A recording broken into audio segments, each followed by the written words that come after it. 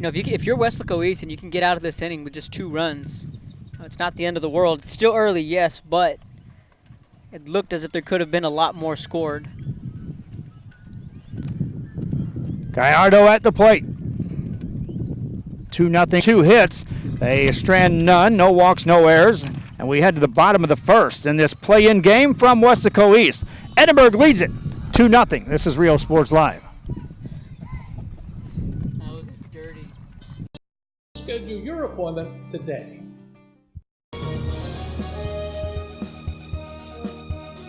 Men, start the new year off right. Alpha Men's Primary Care wants to remind all men it's time for your annual physicals. Call to schedule an appointment. It's about the body, mind, and emotion. Stop feeling sluggish, having no energy, or being stressed. Alpha Men's Healthcare believes in a holistic approach to your overall health. Even if you have low testosterone, diabetes, high blood pressure, or gained weight, let Alpha Men's Primary Care help you increase your energy, stamina, endurance, and quality of life. Start feeling young again. Alpha Men's Primary Care is changing the way men's healthcare is done.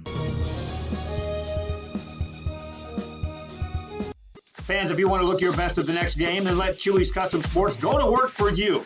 From custom designs and graphics to mass production in-house. If it's hats, shirts, buttons, mugs, cups, banners, and more, then Chewy's is there for every team and every sport. A veteran-owned company in touch with the community. It's Chewy's Custom Sports in San Benito.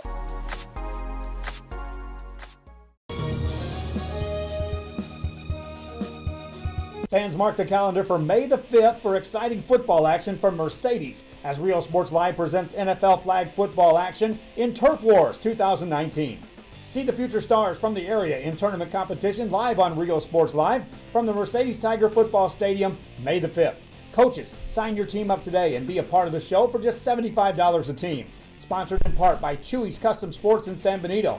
Register your team today or call 956-536-7185. Turf Wars, NFL flag football from Mercedes. Back here on Rio Sports as we head to the bottom of the first inning. Edinburg with a 2-0 lead. They'll take the field, and they will send Cecilia Lopez to the mound to try to now take this 2-run lead and run with it and take her team into the playoffs. Allison Rogers, one of the better leadoff hitters in the area. Stands in leading off for Weslaco East. Shortstop today, batting from the right-hand side. First pitch coming from Lopez is high for ball 1. 1-0 the count. Rogers followed by Tatiana Cabrera and then Leisha Castillo. Anybody gets on this inning, Abby Ortiz will hit for Weslaco East. Next pitch to Rogers. A little high, ball 2.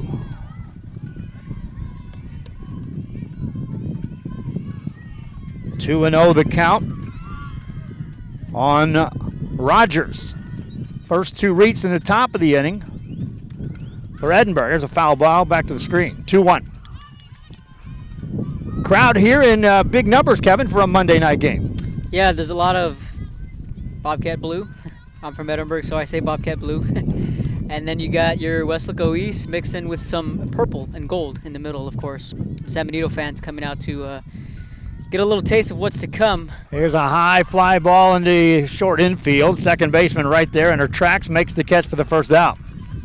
That's just one of those things where, there's either Bobcat Blue, there's Cougar Blue, there's Vela Blue, and then there's Econ Blue. But since I went to Edinburg North, we say Bobcat Blue. That's the royal blue look on it. So Kevin Narno on his day off joining me here in this broadcast. We're coming to you from straightaway right center field at Weslaco East for this play-in game between Weslaco East and Edinburg. 1 down in the bottom of the first. Tatiana Cabrera at the plate. Cecilia Lopez brings the first one to her. That's a pop-up. Foul ball on the third base side, out of play. So District 31 6A, of course, added both Weslaco. So Weslaco East was in, if they were to go on and win this game, they would face San Benito, who they've played over the last 2 years. They would play San Benito, and they would be a former district opponent. So there's some familiarity there with each other. And I know Edinburg High played San Benito in some tournaments early this year. So, softball being, it's such a small world, and these kids being so familiar with each other through travel ball and, throughout the off season. So not too much, not necessarily strangers. There's some familiarity with the two. Not a lot of mysteries out there. No No. one's going to sneak up on anybody in this softball. Here's a shot into right center field, back to the wall. One hops the wall, that's off the wall. And rounding first, heading to second base is Cabrera. That's a double. Cabrera hit that ball on the nose, opposite field, right center field. And the Weslaco East Lady Wildcats with their first base runner. You know, if we're lucky enough, we might catch a souvenir out here. I was looking right there. That was coming right at us, Kevin. That carries over the wall. We're making a play or an error. And I don't have my glove with me. Usually I don't either. Runner at second base, Leisha Castillo steps in for Weslaco East. Number 3 hitter playing third base today and strike called. You know, especially in a game like this, talking about there being no secrets. This is the third time these two teams have played each other this year in district play. So, you know, the kids know each other. The coaches know the tendencies.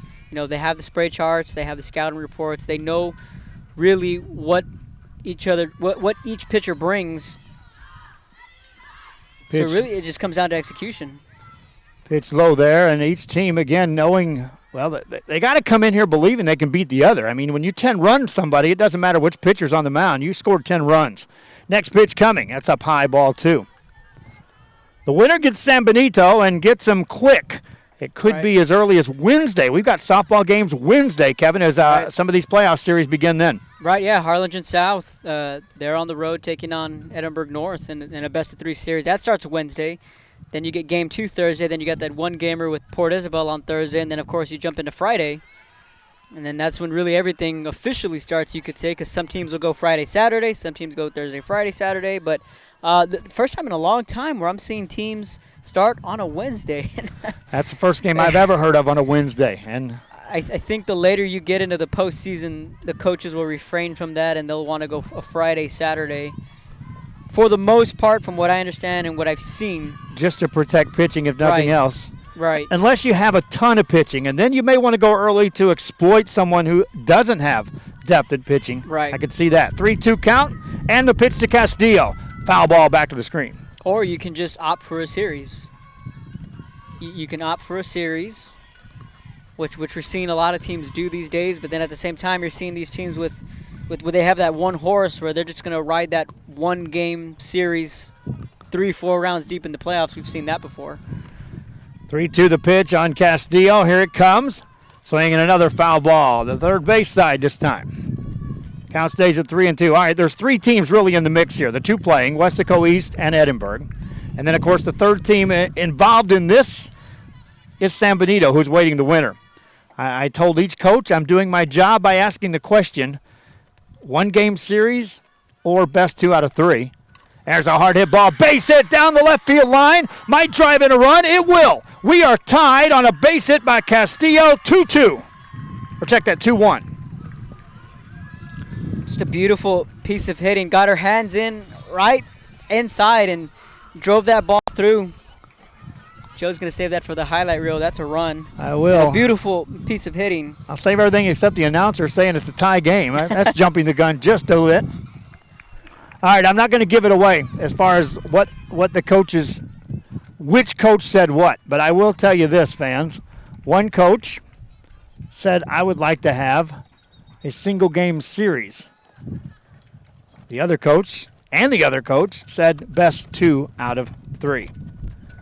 Let you figure all of that out. When you hear who's playing who, you might get an understanding of what we found out on our side.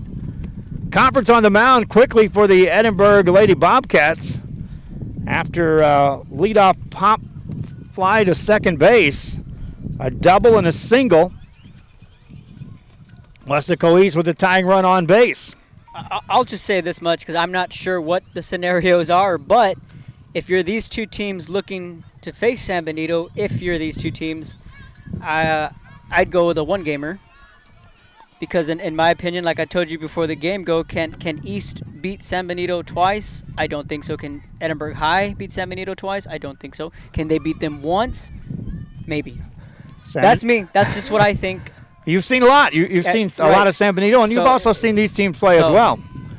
We were fortunate enough to carry Edinburg earlier in a broadcast this year. Pitch up high is a ball. And for Edinburg High to go through everything they've gone through, they lose Katie Truitt, Shayla Garcia, and Erica Cortez. They transfer out. Edinburg High, like I said, they lost a kidney, a heart, and a leg. They really got gutted, and for them to be relevant. There's the little fly into left field. That is a foul ball. For them to still be relevant at the end of the season and for them to have an opportunity, I think speaks volumes for the seniors that are on this team and for the younger girls that stepped up to having to fill those shoes, because Katie Truitt is one of those athletes where you can just plug her in and she's going to go out and play.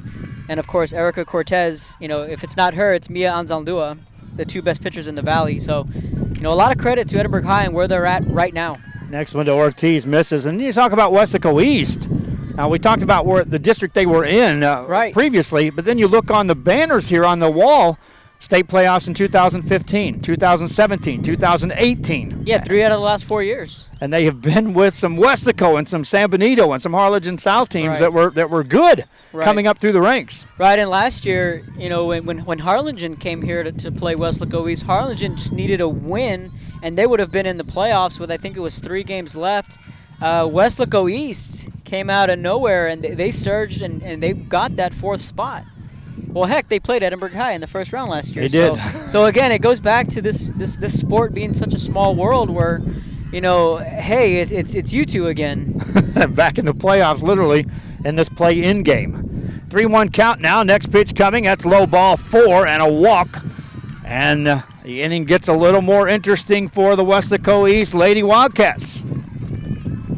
See, now if you're Edinburg High, you can get a ball on the ground and you can get the force out at third. So not with the runner already on second, it's not the worst case in the world to walk her with a base open. Cecilia Bautista steps in. Bautista, the catcher today for Weslaco East. Hitting from the right-hand side. All we've seen is right-handed hitters thus far here in this ball game. First pitch coming. Low, ball 1. So Coach Raymond Arciba, he's in his 2nd year at Edinburg High, taking over for Jesse Banda, who was there for quite some time and really built up to help build up that program. Bautista at the plate. Next one coming. Wanted to swing, took ball too low. Right now it's established that the low part of the strike zone, you're going to have to be letter perfect above the knees or better, or you're not getting the call out of the gate. Bautista ahead, 2-0, see if she gets a green light. Way low, ball 3. And after a hit and a walk, a 3-0 count now on Bautista.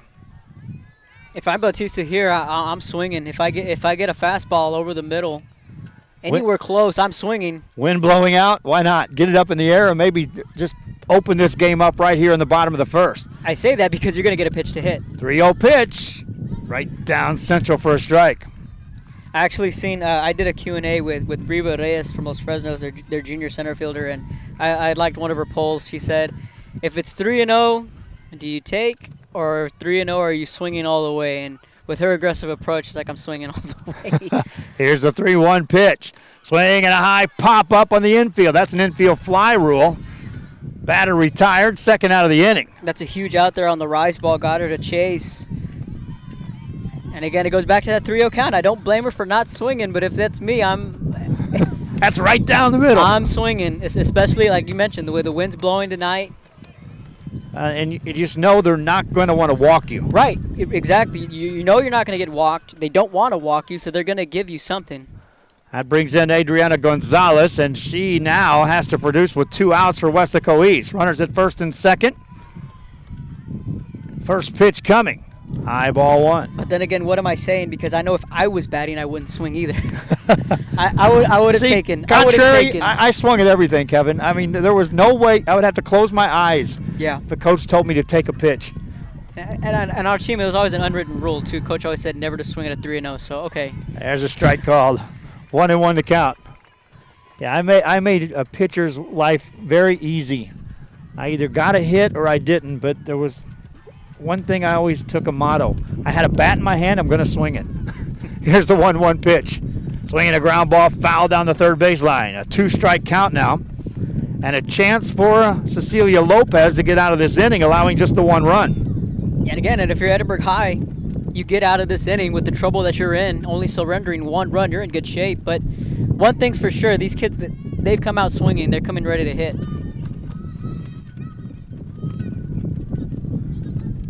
At the plate, Adriana Gonzalez. She's the number 6 hitter in the lineup.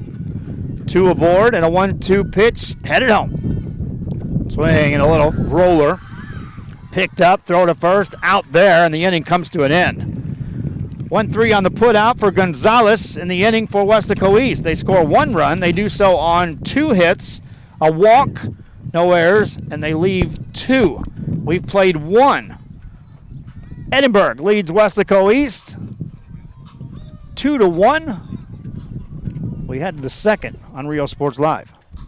One's a winner at Kano Auto Sales 2 in Harlingen. Choose from a wide selection and score big today on West Expressway 83. Right now, check out this 2014 Hyundai Elantra GT. This car is loaded with a leather interior, satellite radio, Bluetooth, and it's yours today for 0 money down and $175 a month. That's right, no money down. Drive away today, just $175 a month. Or feel the power of this 2016 Dodge Challenger. This includes the RT Scat Pack, includes navigation, satellite radio, a reverse camera, an Alpine stereo system. Practically new with just 31,000 miles, powered by a 6.4-liter 392 Hemi engine. This today on the lot at $33,999. Financing is available with lending for all types. Every deal's a winner at Kano Auto Sales 2, in business since 2002, Harlingen, Texas.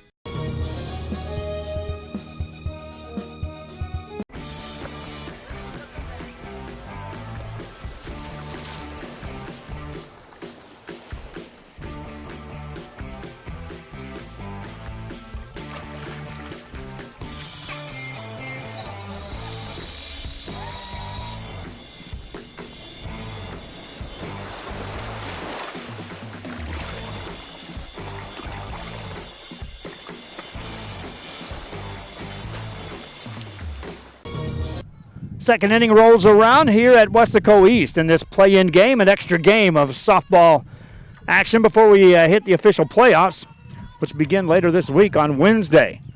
Weslaco East trailing 2-1. Back on the mound goes Melissa Cabrera, and she'll face Brianna Salinas leading it off here in this second inning for the Edinburg Lady Bobcats. First pitch in there for a strike call. First left-handed batter we see from either side. Salinas, the first baseman today, hits in the 6th spot as Edinburg put 2 on in the first inning and both scored the first 2 hitters to bat. Second one, strike called. On that last out, Gonzalez got fooled on the changeup there, and you can tell, you can see it from here. I'm just amazing what it looks like back here. You can totally tell. That one just missed. Ball 1, 1-2. But she got her just enough, and a good PFP there. That's why you practice those things. These kids always call it. I always thought PFP was fun. It's pitcher fielding practice. Yes. But a lot of the kids these days don't like it. They think it's boring, but that's exactly why you do it. Situational practice. Salinas at the plate, 1-2 the count, leading off the second inning for the Lady Bobcats. Next pitch coming. Low, ball 2. One strikeout in the game thus far recorded by Melissa Cabrera. She hasn't walked anybody. She'll face Salinas, Julia Tamez, Janessa Abrego. Anyone who gets on, the number 9 hitter, Bianca Garcia, will get the hit here in the second. There's a fly ball foul off the third base side, out of play. So the cool storyline this year was, of course, Coach Arciba and his daughter Sammy Arciba. She took on the Edinburg Economedes softball job, so she was a first-year coach. She played softball as well, and of course the two got to square off. So that was something to see. A father versus daughter. Salinas hits this on the ground to short. Scooped up there, throw across on the money. First out of the inning. Nice play over there by Allison Rogers, fielding the shortstop position. And that's now 4 in a row retired by Allison Rogers, or check that, by Melissa Cabrera on the mound.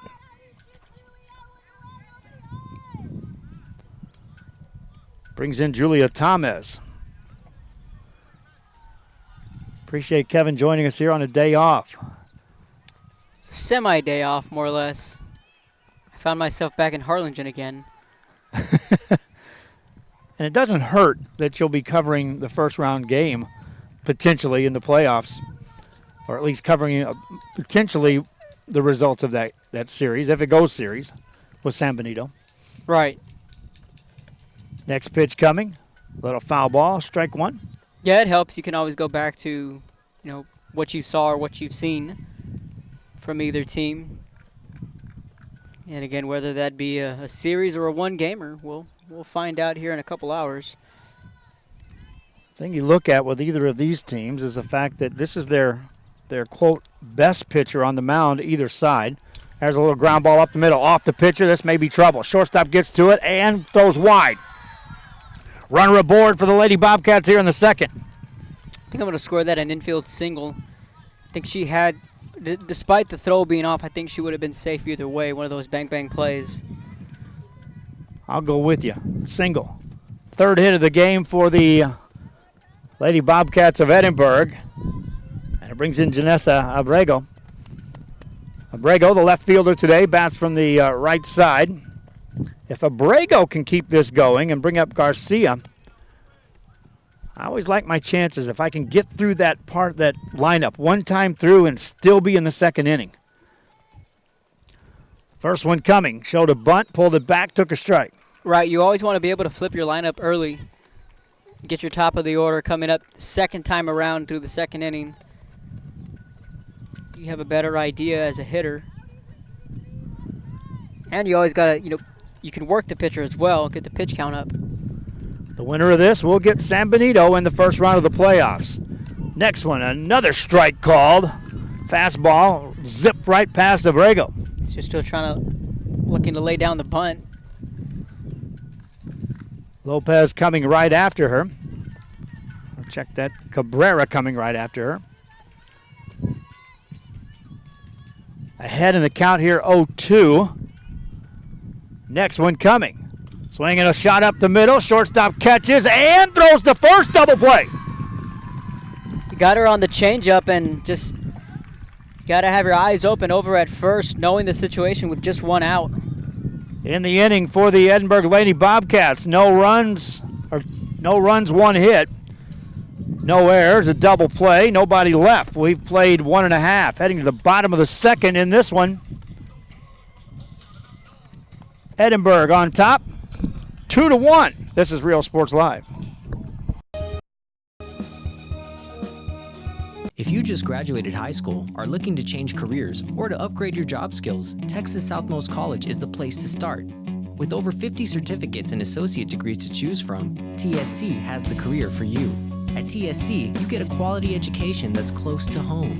Earn a certificate or an associate degree and get the education you need for today and tomorrow's job market. Wouldn't you like to be in demand? Register now at Texas Southmost College in Brownsville.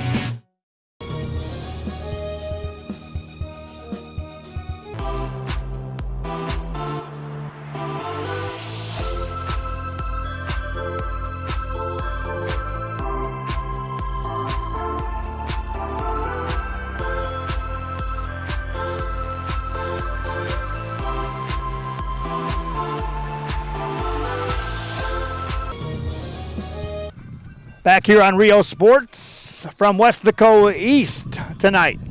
A little extra softball action for the fans. Regular season concluded over the past week, but as a result of a tie and a decision by these two teams to play one more time, and rightfully so, Kevin. When you run rule someone, you like your chances playing them versus flipping that coin. A lot of coaches will say, no, let's just flip a coin. In this case, you like your chances of winning this game. Yeah, I think I'd play it regardless if I were a coach, whether you 10-ruled someone or not, just to have an opportunity to win a game and get yourself in the playoffs. I think I'd play. First batter of the bottom of the second, Ariana Cabrera. First pitch to her, strike one. Coach Denise Lita just pulled up, so she's here along with Kristen Longoria. one of her assistant coaches from San Benito. So next one coming to Cabrera. Wanted a swing, took a ball. I talked to Coach Lira this morning, and she did tell me, yes, I'm going to be there. I'm going to watch the game, and full intentions are we've already worked it out. We're going to decide tonight the where and when for the playoff, either series or game, later this week. Next one coming here. Swinging a ground ball in the short or second base, throw to first, out. Quick 4-3 put out. Cabrera retired. She, in just her short period of time in San Benito, she's already done some pretty amazing things. Going to the Sweet 16 last year, going 13-1 in district, and then this year going 9-1 in district and winning district again. So, and what I like about this year's San Benito team, we'll talk about that after the first pitch coming to Cabrera. Melissa Cabrera at the plate, number 8 hitter in the lineup. First pitch to her, inside for ball 1. Is the fact that I saw San Benito play game 1 of the year. We broadcast that game. And Kevin, they were a mess. They were trying to replace some huge players, but the outfield was being worked with, and just a masterful job of bringing this team into right now district champs and one of the toughest teams, period, out of this area to beat when it comes to playoff time. Yeah, absolutely. And that was my big question mark. I said, who's going to replace the Audrey Huerta, the Megan Ibarra, and the Destiny Hernandez in the outfield? They had to start all over again. And, the kids like Kate Garza playing in right field has done a great job. We've seen Robin Garcia in left field the other day in Los Fresnos make a great catch. So you're seeing these kids just start to emerge and really just come into themselves as softball players. And it's this sophomore group that we're seeing Coach Lita's fingerprints all over it. And Jordan Ramos is another one. She's playing third and playing catcher. Strike called there, evens a count of 2-2. And the thing again is that the team, every coach everywhere, any sport, wants their team to be peaking when they get to the postseason. But indeed, this team, the San Benito team, which awaits the winner of this, is right there on track as far as still getting better at a high level. There's a walk. And of course, you have AJ Hasso in center field. So, which I remember rightfully she was a right fielder. And then Coach Lita comes in and she becomes more of a utility weapon. Last year she played the middle infield, which is something I hadn't seen before, and then this year she's back in center field. But yeah, to your point about the outfield really becoming one of their strong suits, it's very impressive. It's very impressive, and of course we already knew what we were going to get in the middle infield with April and Sarah Garcia, and we knew what we were going to get in the circle with Nana Carizales. And then of course now we've seen the younger arms like J.K. Silva, who's a sophomore, and Megan Cavazos, who's another sophomore. So she's got realistically 4 pitchers out there. So they're going to have a lot of depth, whichever team goes on to face them. We talked about that earlier. That some cases coaches will want to go single game. Some coaches will say, "I'm comfortable enough with my depth at pitching. We'll go 2 out of 3." Strike 1 to Dion Lopez. This is the number 9 hitter for Weslaco East. Runner on first after they walk to Melissa Cabrera with 1 out. Next one coming, swing and a miss, strike 2. Good drop ball there. Had her guessing the whole way. She was looking fastball. You could tell by her swing. The off speed caught her off guard there just a bit. 2 quick strikes to Lopez.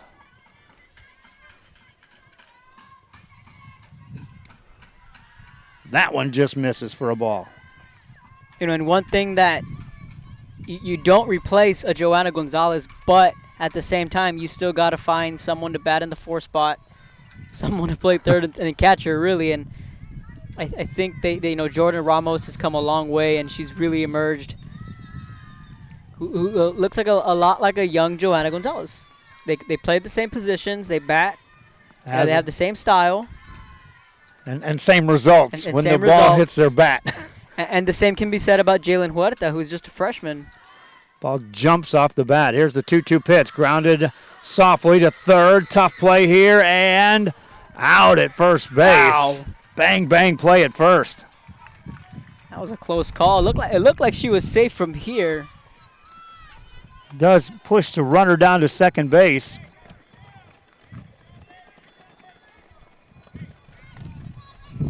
But nonetheless, a beautiful play by Zavala. That is not an easy play to make. Brings in Allison Rogers. Rogers hits for a second time in the day, and it's here in the second inning. Popped out to second base her first time up. First pitch here with 2 down. Swinging a shot. Straight away center field. Over the center fielder's head. A run will score. Will tie the game. Down to second base, Rogers, an RBI double.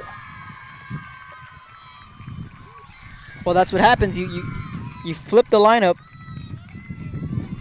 An RBI double for Rogers. On the first pitch swinging. Well, Joe, problem number one as an outfielder, your first step is always back. And De Leon, who is right in front of us, and she knows it, her first step was forward. She came forward, and as soon as she took that step forward, she knew she was beat. That ball was over her head in a hurry. Here's Tatiana Cabrera, already 1 for 1 on the day with a run scored as a double. And ball 1 misses low.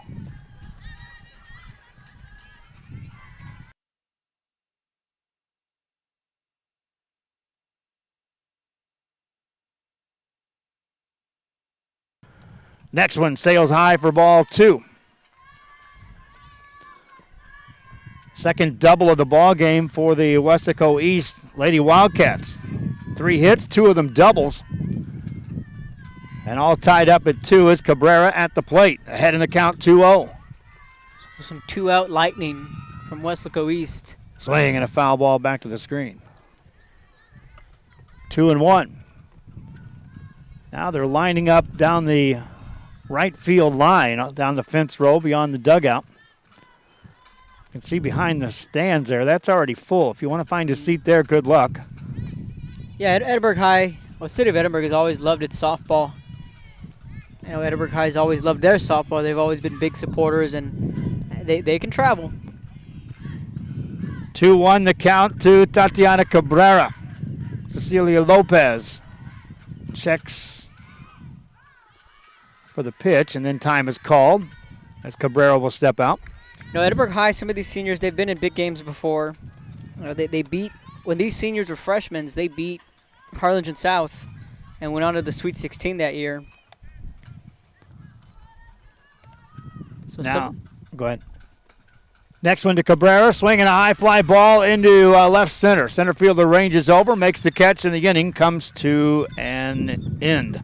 For Weslaco East, they'll score 1 run. They'll do so on 1 hit. The big 2-out RBI double off the bat of Allison Rogers. We head to the third. All tied up here, 2 apiece. This is RealSportsLive.com. Men, start the new year off right. Alpha Men's Primary Care wants to remind all men it's time for your annual physical. Call to schedule an appointment. It's about the body, mind, and emotion. Stop feeling sluggish, having no energy, or being stressed. Alpha Men's Healthcare believes in a holistic approach to your overall health. Even if you have low testosterone, diabetes, high blood pressure, or gained weight, let Alpha Men's Primary Care help you increase your energy, stamina, endurance, and quality of life. Start feeling young again. Alpha Men's Primary Care is changing the way men's healthcare is done. Don't pass up the savings at Mikasa Furniture.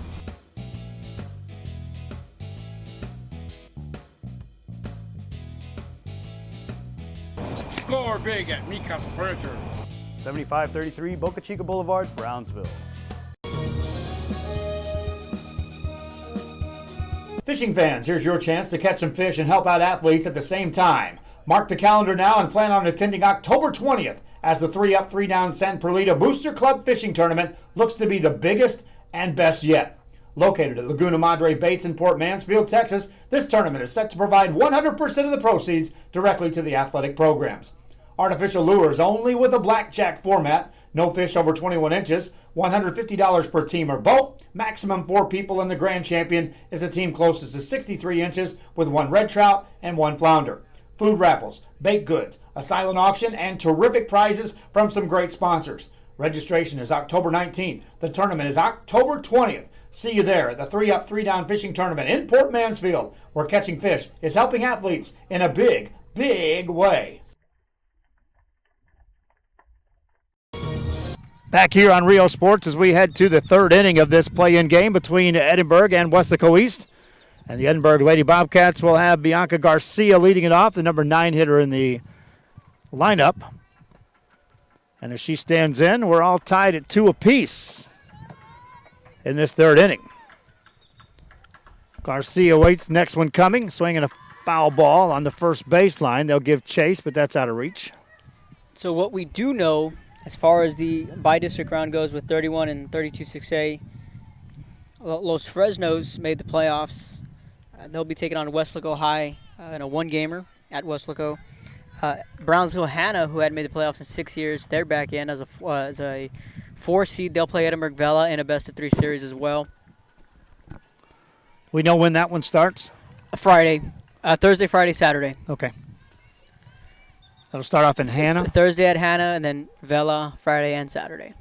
Well, game 3 if needed. There's strike 3 call and a strikeout to start the third inning as Garcia's rung up. Second strikeout of the ball game for pitcher Melissa Cabrera. At Los Fresnos team, we saw them last week against San Benito.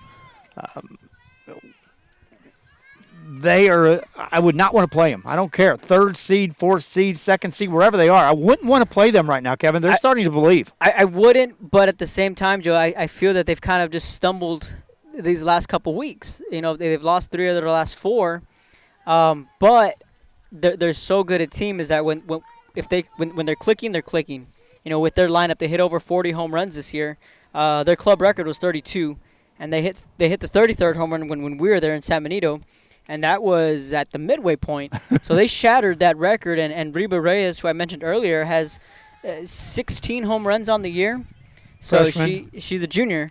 And everyone else, Vicky Perales, Sam Campos, they all have about 6, 7 each. So that team can hit, and we always talk about Harlingen South.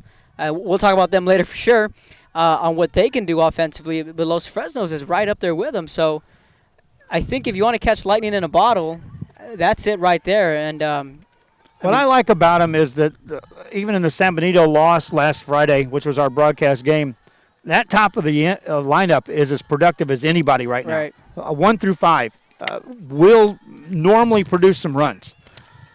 Right, yeah. Valerie Gorueva, Reba Reyes, Vicky Perales, Alyssa Perales. All those girls can hit. You know, Sam Campos is their leadoff. She's the one who starts it all.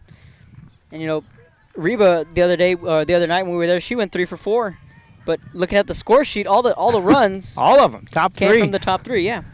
So it's a heck of a team. You know, we're happy for Coach Tracy Blackman and how they were able to really get over that hump. There's a shot down the line. That's a fair ball. Into the corner. Rounding first. Heading for second is Lopez. She'll check up there with a double. 1-out double, and the Lady Bobcats with another base runner here in this ball game. That ball went off the bag. That's how hard it was hit. And still rolled all the way to that corner. 198 in left field. And 198 out in right field, the dimensions. And wind blowing out. And with the wind blowing out, yes. So second hit of the game for Lopez. She's now 2 for 2 with a run scored. And now Valerie De Leon steps in. De Leon doubled and drove in a run and scored a run in the first. Takes a strike. It's right on that outside corner. And Eileen Alvara, is just a sophomore. You know, and she really carried the torch for Los Fresnos this year. It's all coming out of District 32, 6A. De Leon waits. Next one coming. Swing and a miss. Strike 2. So now we talk about the second place team. We were going to talk about them later. Let's go ahead and talk about them now. Harlingen South, Kevin. Arguably, well, they were right there for the taking of the district title. Right. Los Fresnos had a hand in that. Right. But another team, you look at them, and when you talk about a potent lineup, you start talking not just 1 through 5, not 1 through 6, you go 1 through 9. 1 through 9. Right, and that is a team, I've never seen a team where you give them an extra out, you give them an extra walk, they're going to make you pay. And they do it with speed and power. And if you know Elias Martinez and his teams in the past, once he's gone to state, they've all had speed with the small ball. I'm not sure if Elias has ever had a team with so much power before. And I told him today when I was at their practice, I said, I truly believe if you're going to do something special, and when I mean special, I mean region final or state, this will be the year. And I talked to you about it the other day. I said they have 3 things that I think. Here's a shot down the right field side. Right fielder makes the catch. Runner tags. Throw to third. And out at third base. And the inning comes to an end. What a throw. Bianca Garcia. Rather, that's Adrian Gonzalez. Excuse me. Gonzalez showing off her arm. Whew. In the inning for the Lady Bobcats. No runs, 1 hit, another double play here in this ball game. This time, thanks to the throwing arm of the outfield. We head to the bottom of the 3rd. We had runs scored early. Now the defense making plays as we head to the bottom of the 3rd. 2-2.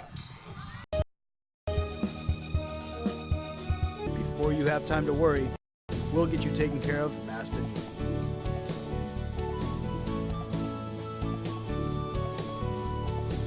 Now you can get back to your day with a healthy smile.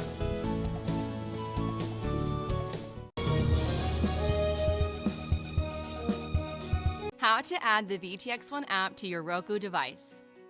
All your favorite shows from VTX1 Channel 1 and exciting games broadcast on Rio Sports Live can be added onto your Roku device by following these simple steps. Step 1. Scroll down to search and push OK on the remote control. Step 2. Type in VTX1 by using the arrow keys to move the cursor around the keyboard and pushing OK to enter the letters. When you're done, choose the VTX1 option on the right-hand side of the screen.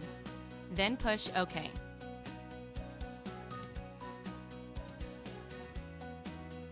Step 3. Choose the Add Channel option on the right-hand side of the screen and wait for the application to load. Congratulations! You have now successfully added the VTX1 app to your channel lineup. It can be found on the main screen under Home at the bottom of the list.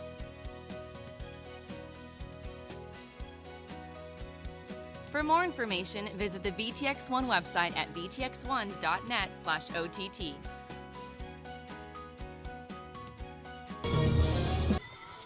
We are at Weslaco East, back here on Rio Sports Live on a Monday. Extra softball action for the fans as a play-in game. I'm Joe Bolden. Kevin Nara with the Valley Morning Star on his night off, helping out here. Great view and thus far great game. Kevin, pitchers now taking over. Pitchers are taking over, so it's going to come down to who makes the first error, who gets the timely hit.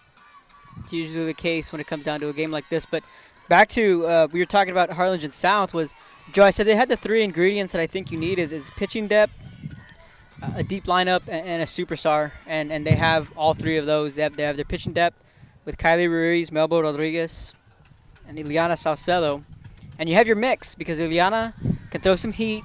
You know, Kylie can pump in some strikes, and then you have your lineup that's just so deep. When you talk about they go, I always tell you, man, they can't go 7-8-9 or 8-9-1 because those girls, you know, Kelsey Rivera, Kayla Rogers, Natasha Canales, they're slappers. They have speed. They can get on. They can wreak havoc. Here's a ground ball to second base. Takes a wicked hop, picked up, throw over, not in time. No, out at first base. They call her out. Wow. Talk about a close play there.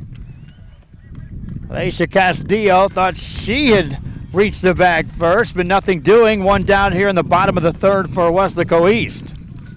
You know, and the scary thing, you know, you get to Crystal Gonzalez, Quintana Muniz, Ileana Salcedo, Alyssa Ledesma, Tina Ariano. Tina Ariano, when I first saw their lineup at the beginning of the year, when I saw that Christina Ariano was batting 7th, I said, okay, who are the 4 that are in front of her? I mean, Tina Ariano, she can bat cleanup or 3rd, 4th, or 5th in any other lineup. She's batting 7th. So I took a good look at it. I said, yeah, all these kids are fixing to have true breakout years. And just what an addition the Salcedos have been for Harlingen South. You know, their parents are from Harlingen. Here's a hard hit ball to second. Another play there. Over to first in time for the out. Her parents are from Harlingen. They both went to Harlingen South. They were born in San Antonio. They moved to Florida, and they came back. And you talk about fitting the right piece of the puzzle, because when you look back at last year, South needed to replace Caitlin De La Fuente in the circle, and they needed to replace Caitlin Hell at third. And what did they get? A third baseman and a pitcher. So, you talk about the stars aligning for the Salcedos and just the additions that they've made to this South team. A good change up there. To Bautista. And Ileana Salcedo, we mentioned Reba Reyes has 16 home runs. Ileana has 12. Jalen Huerta has 12. And those are two freshmen. They're just knocking bombs this year, and it's just amazing to see. Los Fresno's hit 40. What's the count of Harlingen South? Do we know? I don't. Here's a hard hit ball into right field. That is caught for the out. Ranging over to make the play is Bianca Garcia. Inning comes to an end. Sparkling defense that inning for the Lady Bobcats. Quick third. We head to the fourth. 2-2 game. This is Rio Sports Live from Weslaco.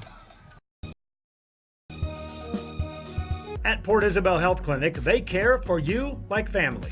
Services include pediatrics, geriatric care, and family practice, school sports physicals, daycare physicals, orthopedic care, wellness exams for men and women. Dr. William Torkelson and his staff are here to serve you. Office hours are Monday through Friday, 8 a.m. through 5 p.m. Your health is their priority at the Port Isabel Health Clinic.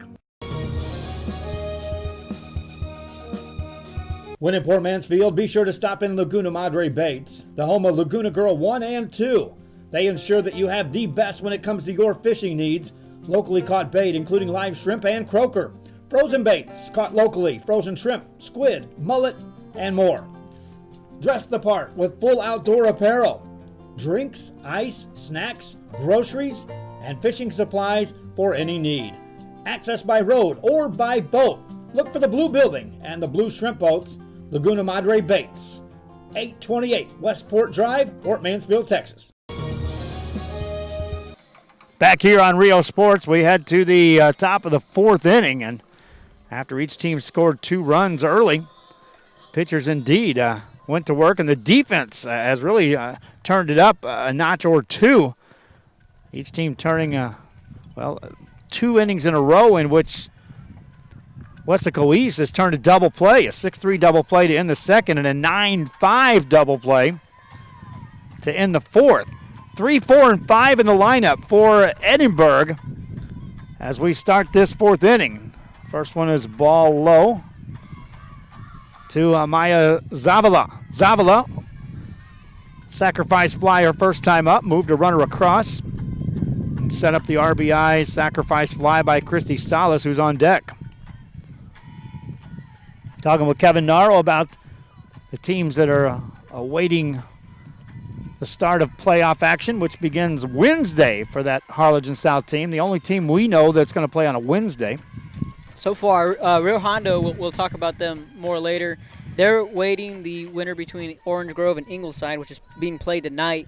And I'll get that information later tonight, probably when this game's over, right around the same time. And we'll see what they decide, whether they're going to go a series or... Ground ball to short. Nice hop there. Nice play on a hop. Throw is wide and safe at first base. Who made the call? No umpire. Neither umpire made a call. They just looked at the bag. So runner on first. Okay. Unless I didn't see either umpire make a call. Okay. Runner on first base. Nobody out as Zavala reaches. I mean, she was safe. The first baseman Throw was went off wide, the bag. yes. I just didn't see anybody make the call. Okay. Unless they said safe, we didn't hear it, but all right. That brings in Christy Salas. We'll see if the cleanup hitter's bunting. She is. A foul ball. Strike one. So Harlingen South, they have the pieces. They have the pieces in play. And again, I truly believe if they're going to do something truly special, it's going to be this year. And a big reason is Crystal Gonzalez. Their senior shortstop who I got to talk to today, and I'll be running a story on that and just everything that she's done and how she's really just kicked it up a notch as a player, as a person, everything she's doing there is just great. My uncle who's been in softball for 30 plus years, he's always told me, and it makes sense, where he says, you see kids come onto the scene as freshmen, sophomores, they light the world on fire. It's when they get there at the halfway point that's what separates the ones that go on to play college ball and the ones that just stay and play high school. Yep. Do they step up their game? Do they get better, or have they peaked, and that's as good as they'll be?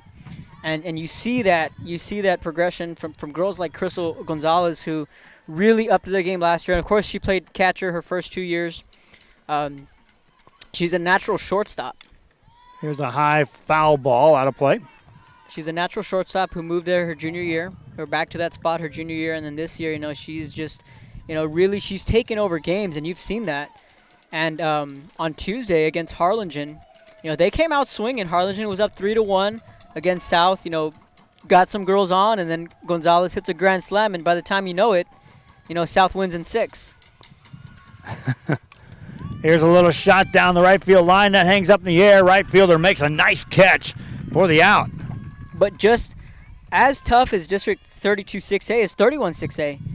Because you still got to get Edinburg North twice a year, and that they're going to be ready to go. Edinburg Vela, who beat Harlingen South last year in the 3rd round, they made the Sweet 16 for the first time in program history. They're doing some things over there that are pretty sweet.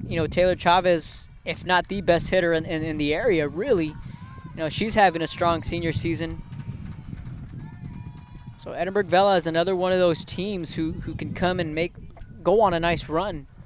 Valerie Gallardo at the plate, bunts that one. Pitcher gets to it. One play, that's the first. Sacrifice is good. Runner makes a turn, heads to third, and out! She's safe. Safe at third base. She beat the tag. She went around the tag. Beautiful slide. That was all.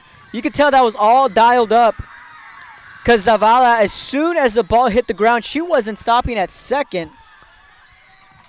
And I don't know, did she run through a sign, or was she just, they just didn't show her down? No, that was drawn up.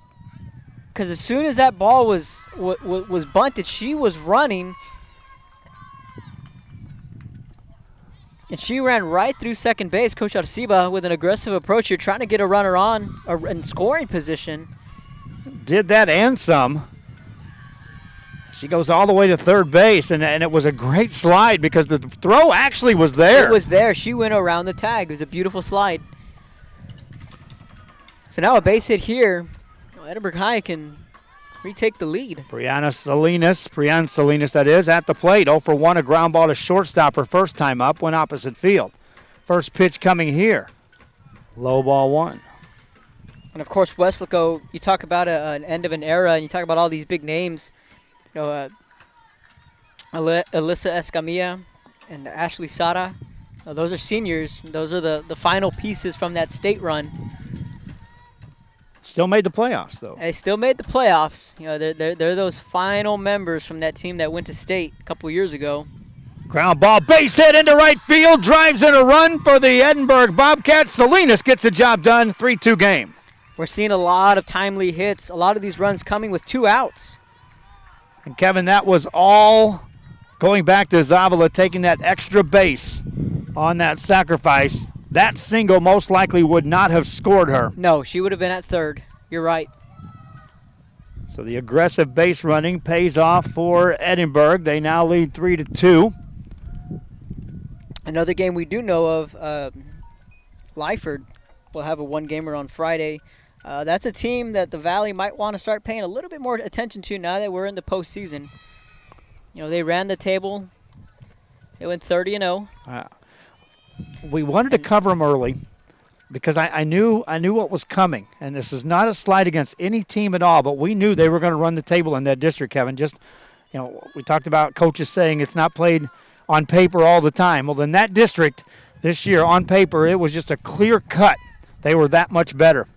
And they did that. And we'll be picking their coverage up this week in playoff action. Here's a shot into right field. That hangs up in the air, and the inning comes to an end on the fly ball out. Another nice play in right field by Adriana Gonzalez. She has been busy. 1 run scored for Edinburg. They do so on 1 hit. They take advantage of an error, and aggressive base running pays off as well. RBI single by Brianna Salinas. We head to the bottom of the fourth.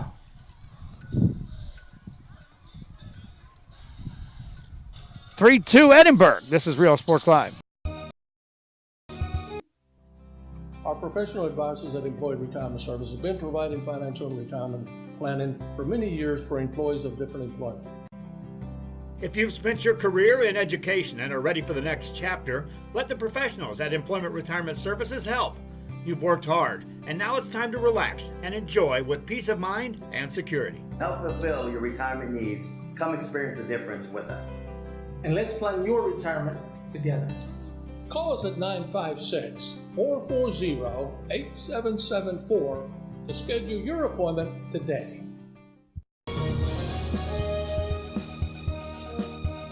Needing a treat before or after the big game? Then, when in Harlingen, stop in at the Scoop Ice Cream Parlor and Deli and treat yourself to some amazing things.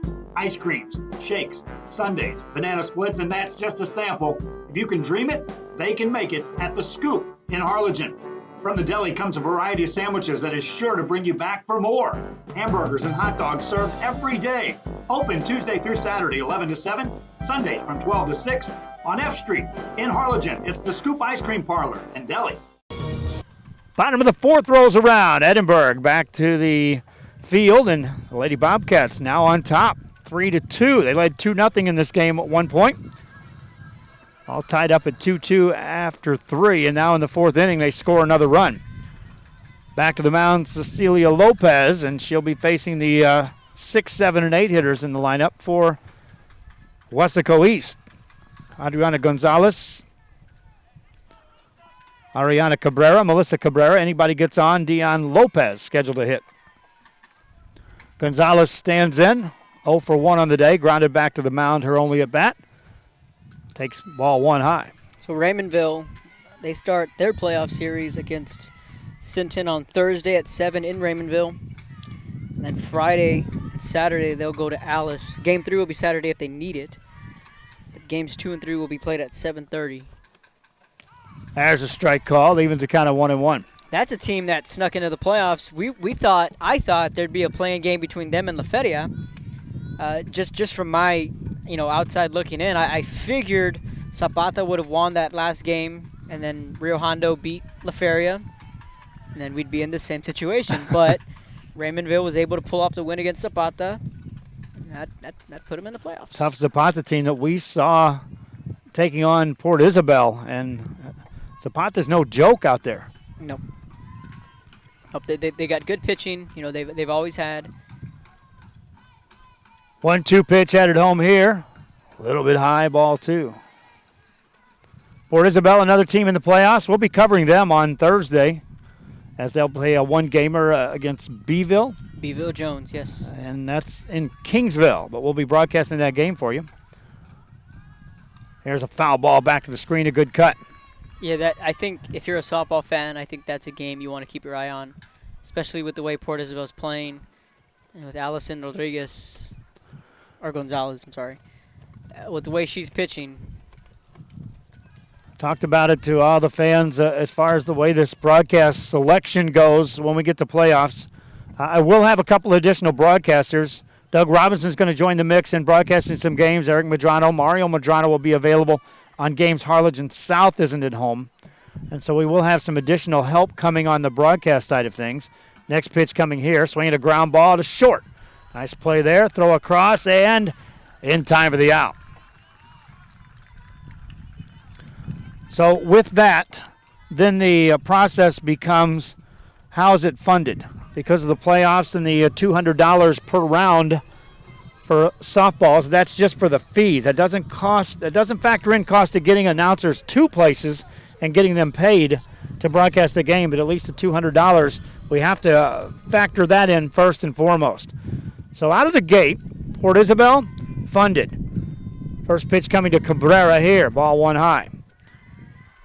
Port Isabel funded. That's a first team that we locked in with funding to broadcast playoff softball. It appears as though Harlingen South has now stepped in line, and we'll be covering Harlingen South. Lyford, we also have some life there. I believe we're okay with Lyford. There's a shot into right field. That's a base hit off the bat of Ariana Cabrera. Cabrera with her first hit of the game. A one-out single here in the fourth, and just like that, the tying run on base.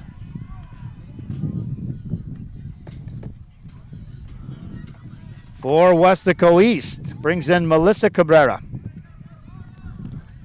Melissa walked and scored a run her first time up, so let me run down additional coverage here coming your way, fans. There's a strike called. So if they start, which they start Wednesday, we have received the green light for Harlingen South. We may have received the green light for Rio Hondo. Talking to Chewy's Custom Sports, I think we're going to be good to go on Rio Hondo games. Now it's a ball low. Port Isabel is in. They were the first team funded. They're the first team that gets broadcast. San Benito, nothing yet, but we're working on some stuff. I have a meeting on Thursday that may propel them into contention for being covered. Well, let's hope they don't play Thursday. That meeting might have to move up for you. I know. There's a ball low. Now, another team that's right there that we haven't talked about yet that I want to cover, Brownsville Veterans. Down there in Brownsville making some noise. Mercedes takes on Rio Grande City in the first round, but Brownsville Veterans, Kevin, no joke. Yep. Good softball team setting down there. Yeah, and Mia Alzandua, like I mentioned earlier, if it's not her, it's Erica Cortez, and she set the single-season strikeout record earlier this year. She broke Cassie Valdez's record. It was 303, I believe. 207. 207 is 203, so she finished the game with 207 strikeouts that night. She racked up 15 more, I think, in the season finale, so she's well on her way. And when she broke the single-season strikeout record, she was 40 strikeouts away from setting the career strikeout record, which was 666. So she's right at that too. She's getting there. Coach Reiner and I were like, if she can get 15 here, 10 there, 15 here, she's got a shot. It's not impossible. A walk puts another runner on board for Weslaco East here. Now runners at first and second. So again, some fans were talking to me over the weekend about they see the advertising on here, and let me explain that to you. The advertisers that you see right now are the ones that are assisting us in getting to these regular season games. And that's just getting us around and making sure we're covered to get to as many games as we do. Last week we broadcast 7 games, including a couple down on South Padre Island in back-to-back days. When the playoffs arrive, you see some of them that are guaranteed they're in the playoffs, but it doesn't mean they're funding playoffs, which is a whole nother world. Here's a bunt, a good one. One play at first, out there, sacrifice good. Runners move up to second and third. Deanna Lopez gets the job done. That's exactly what you want from your 9-hitter. Put both runners in scoring position with 2 outs, and you flip your lineup back to the top of the order. Brings in Allison Rogers. Rogers doubled her last time up and drove in a run. Did that with 2 outs. Steps up here in the 4th inning. Her team down 1. Runners at second and third. First pitch coming. Swing and a miss. Oof. Pulled the string on that. Beautiful off speed there. Had Rogers chasing.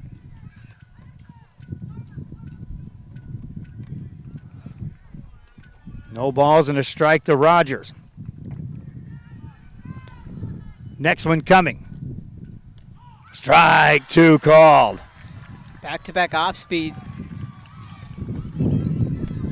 So way ahead in the count is Cecilia Lopez, trying to slam the door shut on this 4th inning rally for Weslaco East and preserve the 1-run lead.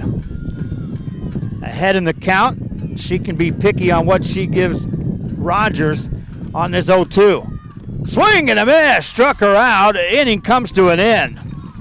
3 straight off-speed pitches there, beautifully done. In the inning for Weslaco East, no runs, 1 hit, a walk, and 2 left on board. We head to the 5th. Edinburg leads this one 3-2. This is Real Sports Live.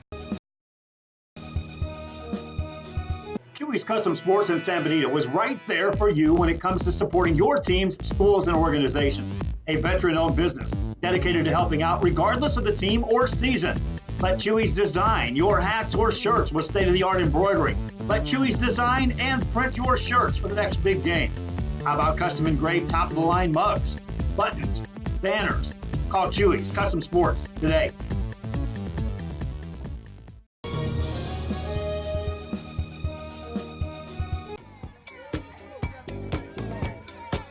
Hey, what's up, everybody? I'm Xavier. This is Sarge, and we're the owners of King Cuts Barbershop, and this is the King Cuts crew. Welcome to King Cuts! We specialize in all kinds of men's cuts and hair designs.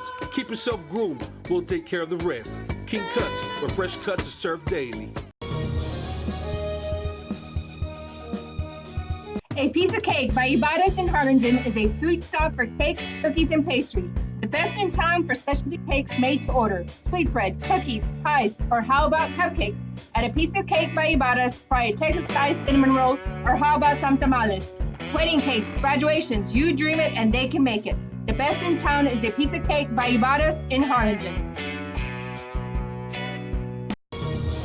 Back here at Weslaco East on a Monday night, we head to the 5th inning, and for the Edinburg Lady Bobcats, it'll be the 8, 9, and 1 hitters. First pitch swinging, high fly ball. Look out, Kevin. Right back here to us at the wall, and it is hauled in for the catch.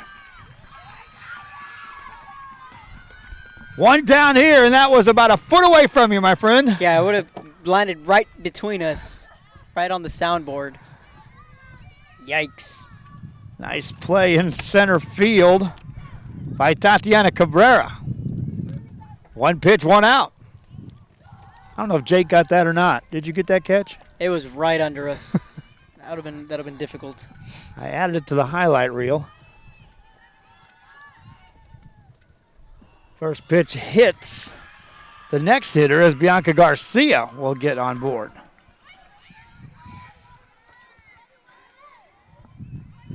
Sparkling play by the outfield, and then the next pitch hits the batter. And now we get to the top of the order for the Edinburg Lady Bobcats. Here's Cecilia Lopez, who's already 2 for 2 on the day. You know, the last time you and I covered a game when we were in the outfield like this was at State. Yes, sir. We were way up there at McCombs Field. Covering San Benito. Weslaco. Weslaco that year, yep. That year was Weslaco, yeah. There's a foul ball. The batter may be called out here. That hit her a second time. There's some groaning down there. They're going to let her stay up. The promised land. I remember covering those games up there when the San Benito made the magic run the first time through. And then a second time. It's a beautiful thing. I always tell coaches, let's keep playing till my birthday. And like, when is it? Like, it's the end of May, a.k.a. the region final. Yep. What? Come on, let's give me something to do. Billy Watson said he'd be here May 14th. I was like, well, we could and should have some softball teams still playing by the time you get here. We will. We will. There's too many good teams. Too many good teams. We will. Lopez at the plate. The 0-1. Takes it high for a ball. We'll have baseball for sure. Baseball teams, yeah, we're going to cover a baseball game tomorrow. I know there's one we've circled, the one you're most likely going to be at. That's Harlingen Rivera. That has some playoff implications. Right. And we're still taking a look at what may be a bigger game out there on the baseball side of things, but we'll be broadcasting somewhere tomorrow night. 1-1 pitch headed home. Just misses inside, ball 2 to Lopez. 2-1 with 1 on, 1 out here in the 5th inning for Edinburg.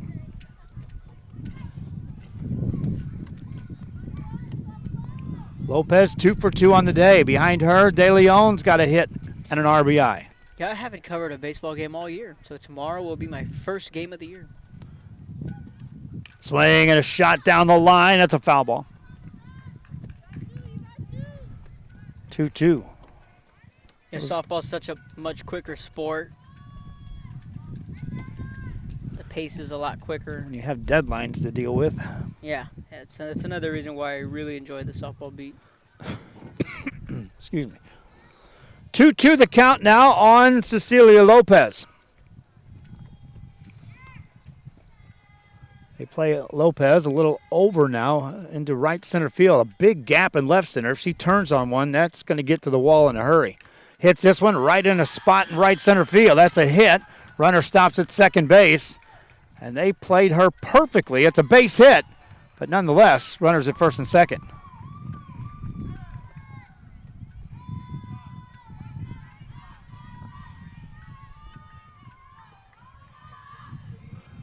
Third hit of the game for Lopez.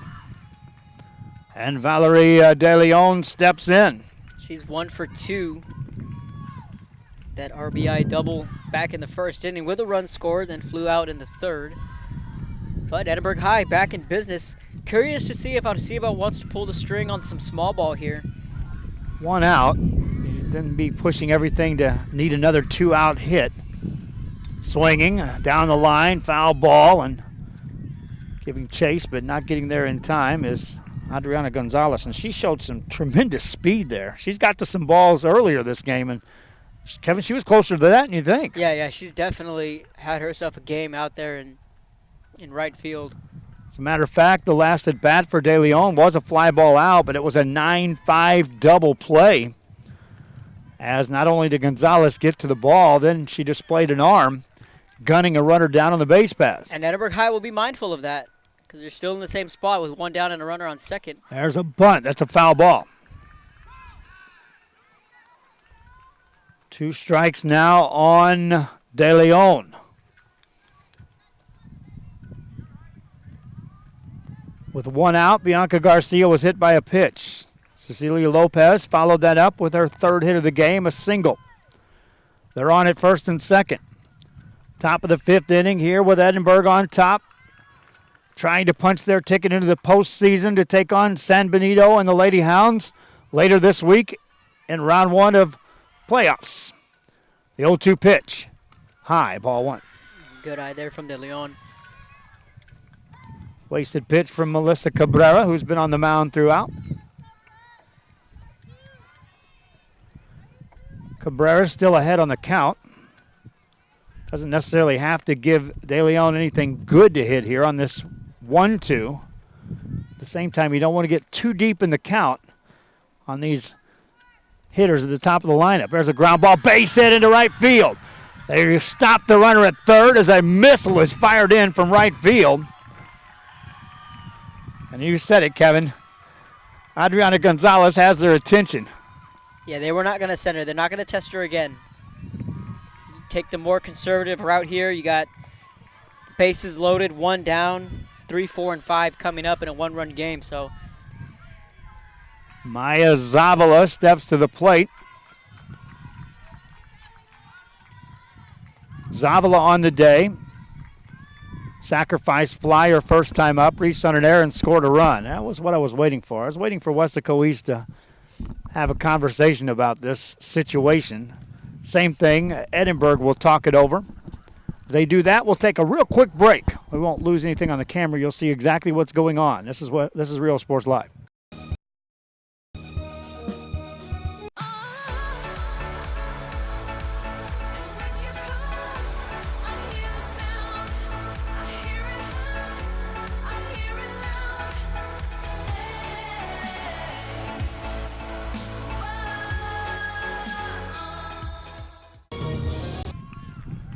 Conference over on the mound and amongst the base runners and the hitter. So all the chess pieces are now back in place, and now we'll see how they move as Maya Zavala steps to the plate. Bases loaded, 1 out here in the 5th inning. Weslaco East has turned 2 double plays here in this ball game. Can they pull off another? Ball 1 low. if you're Weslaco East, you want to get something on the ground here, and then you'll have a force play. Zavala's put the ball in place in her first 2 at-bats. And the infield's all playing in, they're going to try and conserve that run at home, especially in a one-run game. Next one to Zavala. Strike call. Zavala appeared to be taking all the way. Ideally, you would want a strikeout here. 2 in the ball game by Melissa Cabrera through the first 4. Working here in the 5th against Zavala. Zavala waits for the next one. There it is. Little low, ball 2. Just missed. I'm a little confused. You got the best seat in the house to watch these, though, this Kevin. Outside corner of the plate, I've seen it called strikes. I've seen it called balls. I'd really like to know. Fans, if you're watching this on a mobile device, a phone or something, I encourage you to put this on a big screen. It's really cool, especially when we've got an angle like this for you to watch these games. Zavala waits. Here's the next one. Swinging a ground ball, foul ball down the third base side. 2 strikes. Ran the commercial earlier. It'll run again on how to load our Roku channel. I know more and more people that I talk to that use the YouTube and even Facebook to watch it on the big screen TVs. It's pretty cool. I have to say so myself.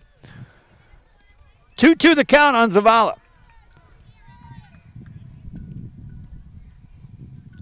Next one coming. Swinging a ground ball, and it's going to get a run home. Everybody's safe as the ball is dropped at second base. That ball looked as if it was going to get into the outfield, but one run did score. Abby Ortiz, the second baseman. Not the worst play in the world, Joe. You give up 1 run. You know, it could have been a lot worse if that ball would have gotten through to the outfield. But in Ortiz's defense, I was watching, now you can see it more clearly. Had she fielded that ball on that last big hop, she was going to backhand plant and maybe throw to first for a double play to end the inning. Right. You know, a lot of times you say charge that ball and go home. Well, I think her notion was, I can pull this off, Kevin. Right. It's a tough play. And again, not the worst play in the world. You give up 1, and you're back in the same spot with the bases loaded, and you still have the force play. At the plate stands Christy Salas. Swing and a shot foul on the right side, and she wasted no time swinging away. Bases still loaded, 1 out. Here in the 5th. Ben Lopez sends a picture. He's watching it on a big screen TV. I ran into him at the All-Star game. We saw him at a Mercedes game earlier this year. Next one coming here. Strike called in there. You seen him in Mercedes? For Salas. Yes. Where'd you? Oh, at the softball game when we covered Brownsville Veterans. Yeah, I seen old Ben. He was actually sitting on the other side of us at the All-Star game. At the All-Star game? Yeah. Okay. He tunes into a lot of our games, and we appreciate him as one of our fans. Hello, Ben. 0-2 the count now to Salas. Ball 1 low.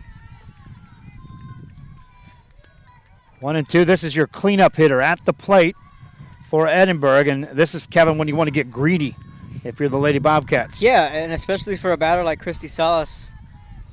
Again, he's one of their better hitters. You scored 1 in the inning, but with her at the plate and the bases loaded, you'd like to get a couple more. Ground ball to second. Throw to first. Out there, a run will score. 5-2 game. So right now, East is really just in damage control. You know, and again, that was a sacrifice there. You swap an out for a run. It's an RBI for Salas. That's her second of the game.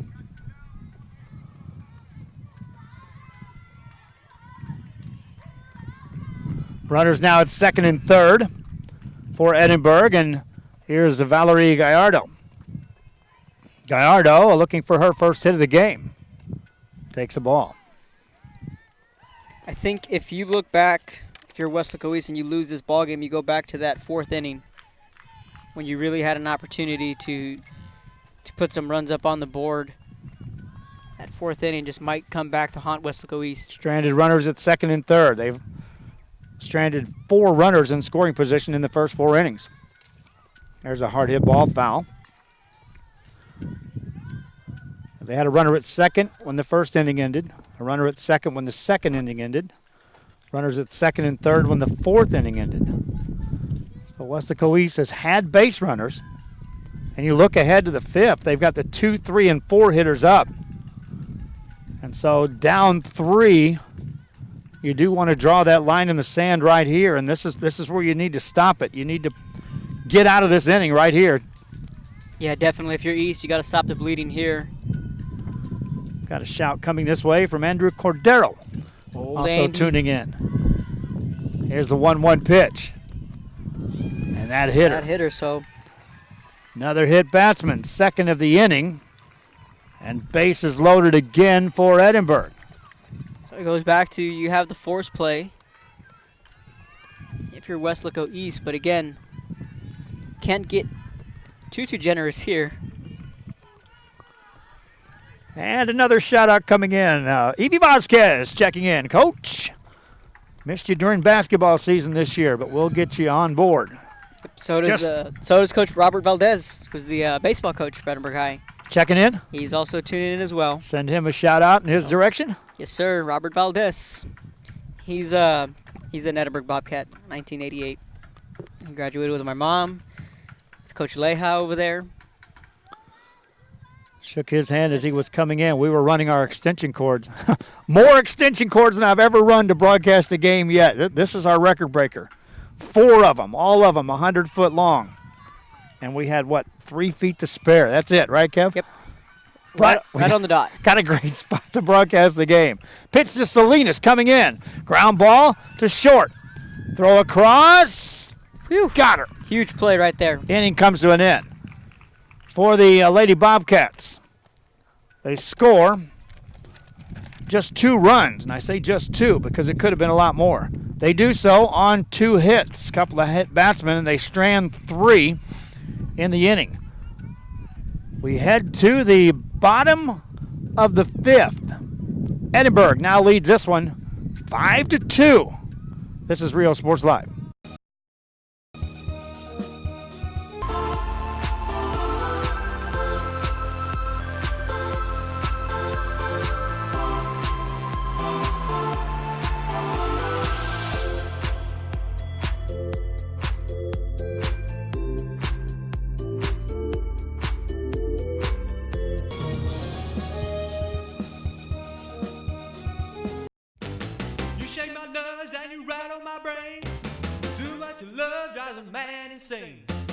You roll my whip, but what a thrill. Goodness gracious, quick balls of fire. I did love cause I thought it was funny. You came along and moved me, honey. I changed my mind, this love is fine. Goodness gracious, quick balls of fire. Kiss me, baby.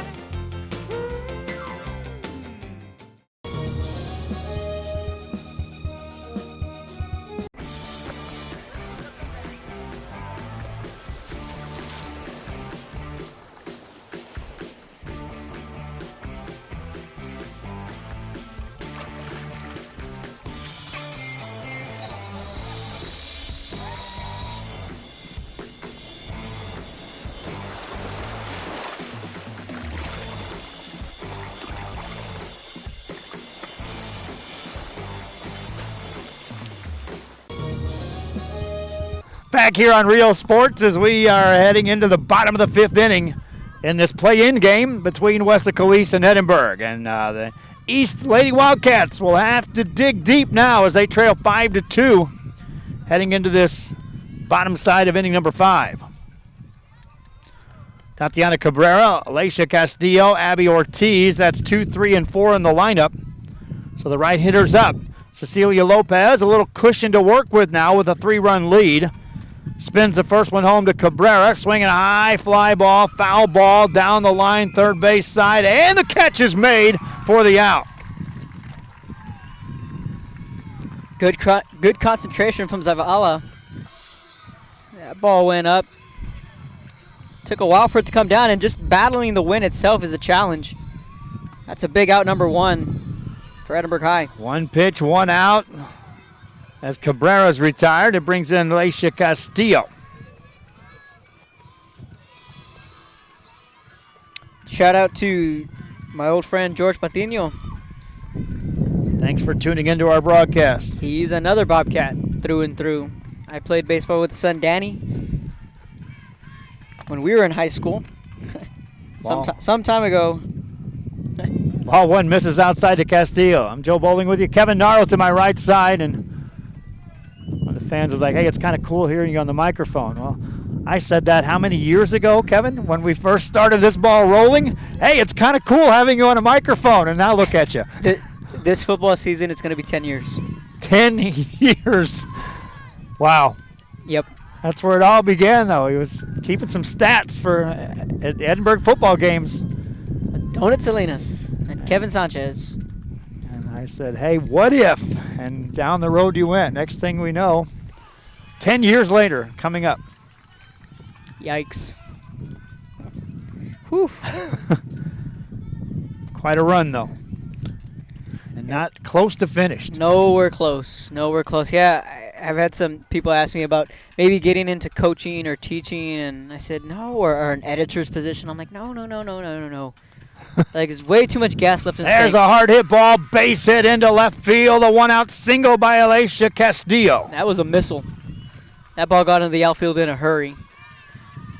Her second hit of the ball game. Yeah, I could have told you that when you first started this, that if you're truly bit by this bug, and that's the broadcasting or sports writing, once you do it, it's ask guys like Eladio Jaimes, Armando Garza, how hard it is to give it up and to take on another profession. Yep. Pitch coming here. Ball high, ball 1. Yeah, those guys still hang around. Armando's still in, he's working there in San Benito, and Eladio's there, still there in Harlingen. He actually came by during the week when we had Bird Bowl for football. And he came on our Facebook Live show, and man, Eladio, you mentioned Harlingen Cardinals or anything Harlingen football, Eladio will talk your ear off. He's an encyclopedia, really. He was trying to get up and join us at the soccer. We were covering the Harlingen South soccer game. Tried to get there for that. There's a foul ball. It's out of play. Yeah, we talked for maybe about an hour. And we said, we'll go through these games first, and then we'll finish with the Bird Bowl because we know that's where all of the knowledge is going to come from. And yeah, we stayed about till maybe 1:30 in the morning that night. It was me, him, and Roy, and Mark. And man, Eladio we wound up talking about Billy Garza. Wow. And see, 2 years prior to you and I crossing paths, they were on some podcasts with me when we were doing the Listen Live shows with Joe Bowling on RGV Sports. That's where the broadcasting all started down here in the Valley. A lot of fans are a bit confused on the timeline, on where it all began. But it truly started back there when I was at the Valley Morning Star. Here's a 3-1 pitch coming. Swinging a shot into deep right field. That's going to be caught on the line for the out. Yeah, it's really a blessing to be there at the Star, because of the guys that were in front of me, guys like, Dave Favila, Eladio Jaimes, Armando Garza, Greg Selber, Roy Hess, who's still around, but, just a lot of Paul Knatzer, there's a lot of Buddy Green, a lot of great names and a lot of a really good history of sports guys there at the Star. So when I was there, I was working as sales support. Here's the pitch coming in, high, ball 1. And so it was real easy for me to understand that, okay, the numbers game, there's not any spots right now for sports writers. And at that time it was Dave, Armando, and Eladio. So sports was wrapped up tight. And so we all got together. We would all meet and go play basketball a couple of times a week. There's a ground ball to second, knocked down, and everybody's going to be safe there. As Bautista gets on board, for Weslaco East. And so Listen Live was brought to life. From Listen Live, we had to pull that. There was some stuff going on at a corporate level that was way out of my league to talk about with Freedom Communications. And then a couple of years trying it different spots, wasn't really operated the right way. And then Channel 4, the Channel 4 days with ValleyCentral.com started broadcasting games. That's when Kevin and I. Those were the days. Started it out. And we got to broadcast together in several of those games. And then, of course, the White Wing job opened up for you. And I stayed with Channel 4 for the 6 years, and things played out. And here we are today. There's a strike called. Yeah, those Valley Central games were a lot of fun. You know, those big-time playoff games when Port Isabel was making runs. Brownsville, Rivera, Sherryland, Harlingen. Just blockbuster game every time we were out. Here's a pop-up. That's a foul ball and just out of reach. You know, both these teams have really been struggling with the changeup. You know, we've yet to see one hitter just really stay back on it. And tee off on one. Yeah, and with the wind blowing the way it is, I'm surprised that we have not seen a home run. I thought we'd see one. Jake said, I don't think so. Jake called it. But we still got a couple more innings. We just might see one. 0-2 the count now on Adriana Gonzalez. The tying run is at the plate right now with the two base runners for Weslaco East. As Gonzalez stands in, they'll need something with 2 outs. Here it is. Swinging a high pop foul out of play right back to the press area. I see Channel 5's here. Joel Villanueva getting some highlights for 5, and Channel 4 is also here getting highlights. It's the only softball game in town. It's the only sporting event in town that I know of. You know what? You may be right, unless there's some small school baseball going on. But outside of that, well, they got the baseball lights on over here. They do have them on? Yeah. Might be a JV game. I saw some players in uniform over there, so maybe probably JV. 0-2 the count on Gonzalez, Adriana Gonzalez. And Weslaco East here in the 5th inning. Swing and a high pop-up on the infield, and that's caught for the out, and the inning comes to an end. Again, another changeup out in front of her, just threw her hands out, missed the timing, and again, more runners left on for Weslaco East. The inning comes to an end. Weslaco East strands a couple more base runners here in this game. In the inning, no runs, 2 hits, no walks, no errors, 2 left. We head to the 6th. Edinburg still leads this one 5-2. This is Rio Sports Live. TVNS specializes in provider services, respite care, and emergency response services. TVNS are pioneers in the home care industry, in service for over 37 years. 11 locations from Brownsville to Corpus Christi, from Harlingen to Laredo. Today's game is sponsored by TVNS, the pioneers in serving our community with the highest quality in provider services.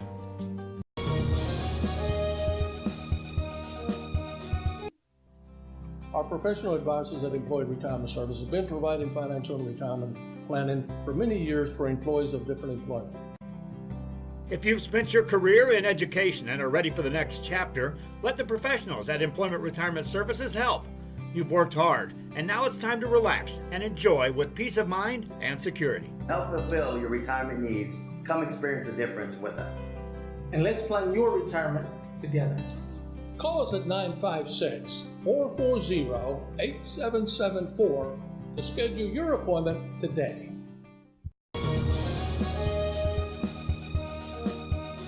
Don't pass up the savings at Mi Casa Furniture.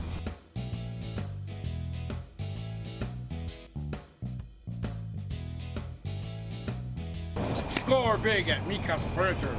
7533 Boca Chica Boulevard, Brownsville.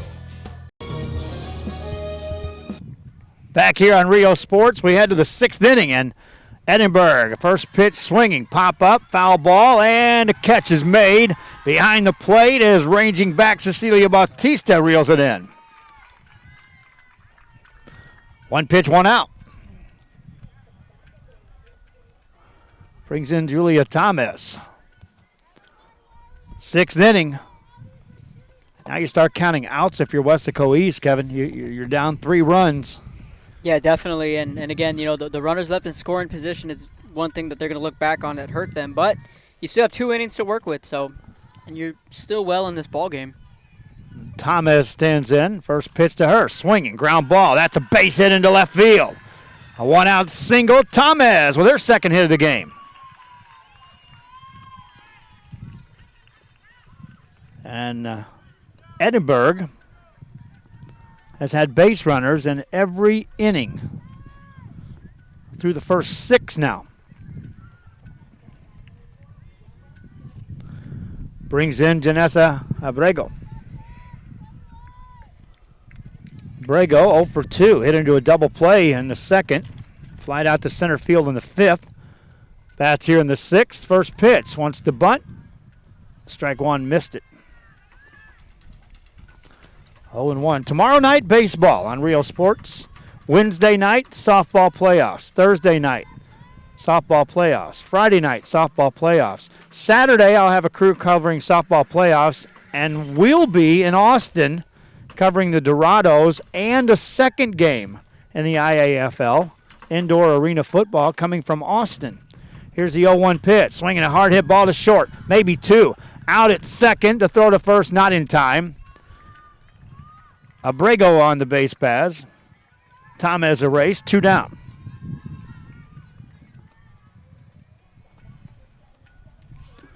Yeah, I imagine there will be some softball on Saturday with the way these schedules will map out. Bianca Garcia will now step in. That's why my appreciation to Doug Robinson reaching out. He's going to step up and do some broadcasting for us to help out in softball playoffs. And then by next week in baseball, we'll be needing more help. Here's a hard hit ball up the middle. That's a base hit into center field. A hard hit ball by Garcia. Her first hit of the game. You're starting to see Edinburg High really start to tee off. They're getting good pitches to hit. She stayed, you talk about hitters staying in there low. That pitch was low. She went right with it and just took it into right field for that base hit. And that brings up Cecilia Lopez. And this is the last hitter you want to see if you're Weslaco East with runners aboard. Lopez, 3 for 3 on the day. 2 singles, a double, and 2 runs scored. And she bats here in the 6th with 2 aboard and 2 outs. That's Valerie De Leon. Oh, this is De Leon. Yes. Okay, so that was Lopez's 4th hit of the night. 4th hit of the night.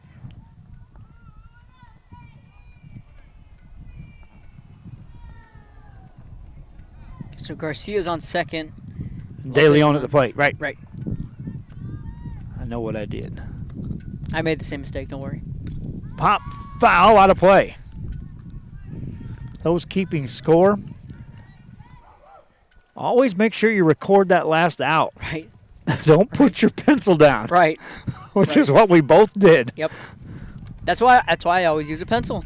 Yep. I cannot use a pen when I keep book because I know I'm going to make that one mistake or write down the wrong position.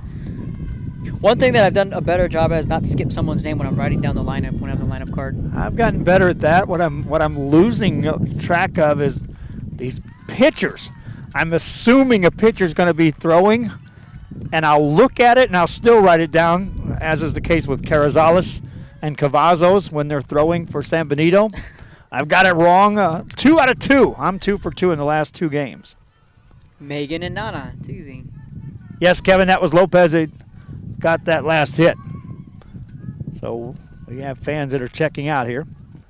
Who will the Bobcats play, says Freddie Rodriguez? San Benito.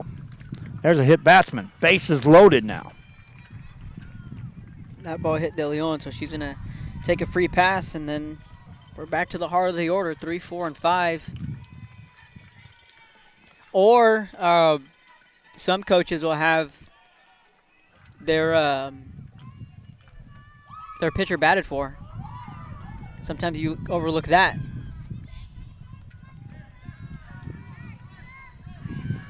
San Benito waits the winner. They're here. They're watching. Coach Lira is right here. They'll decide when and where and how many games that they'll play starting this week when the playoffs begin. Zavala at the plate, takes ball 1. Zavala has been on twice today.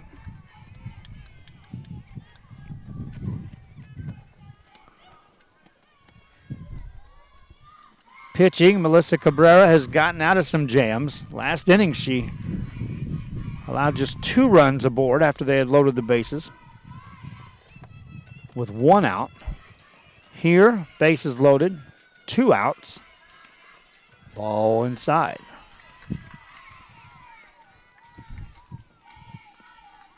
Got a little cool out here. It's a nice night for late April. If only it could be like this all year. I know. If it could be like this all year, we could adjust.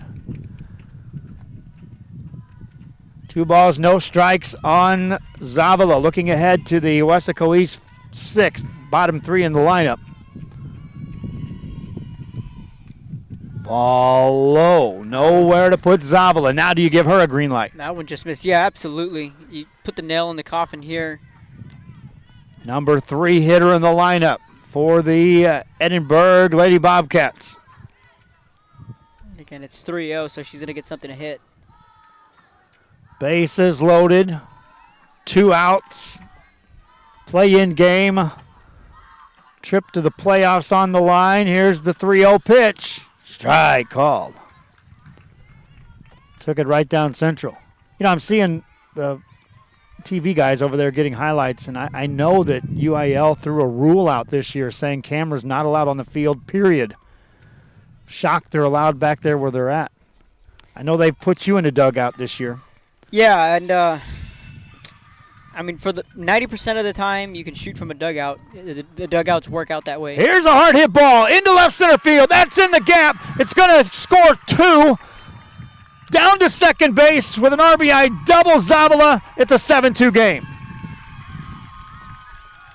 That's a big-time hit there from Zavala. Kind of putting this one out of reach late in this one. 7-2 ball game. Another 2-out hit for the Lady Bobcats. And they have been getting the job done at the plate. Brings in Christy Salas. Salas on the day. Sacrifice fly, drove in a run in the first. Ground ball, drove in a run on a fielder's choice in the 5th. Flied out to center field in the 4th. So looking for her first hit, but as the cleanup hitter has done her job driving in 2 runs as she bats here in the 6th. 2 down, 2 on, first pitch. Foul ball.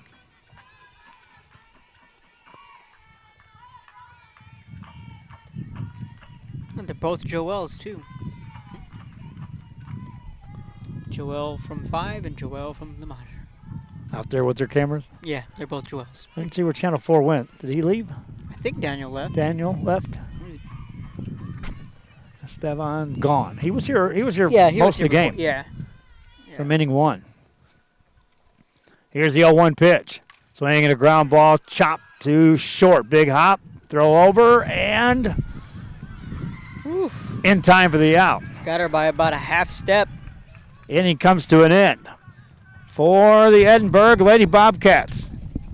They score 2 more runs. They do so on 1, 2, 3, 4 hits. Leave a couple more on base. We head to the bottom of the 6th. Edinburg leading in this one by the score of 7-2. Now they're going to say, what'd they say, Kev? I think Arciba went and he might have gone and appealed it, asked for help. Judging by his reaction, I think she's safe at first. She's going to be safe at first. So the inning's not over.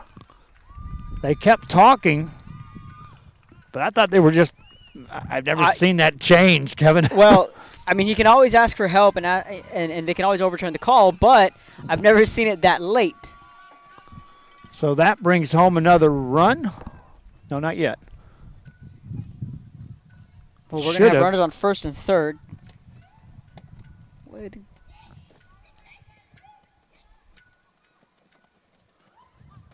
So and a run scored then. Right. So the inning does continue. Yeah, I think Coach Adesiba asked for help, and he got the call. So they overchanged the call, which would have been the third out. Oh, we keep playing. Runners at first and third.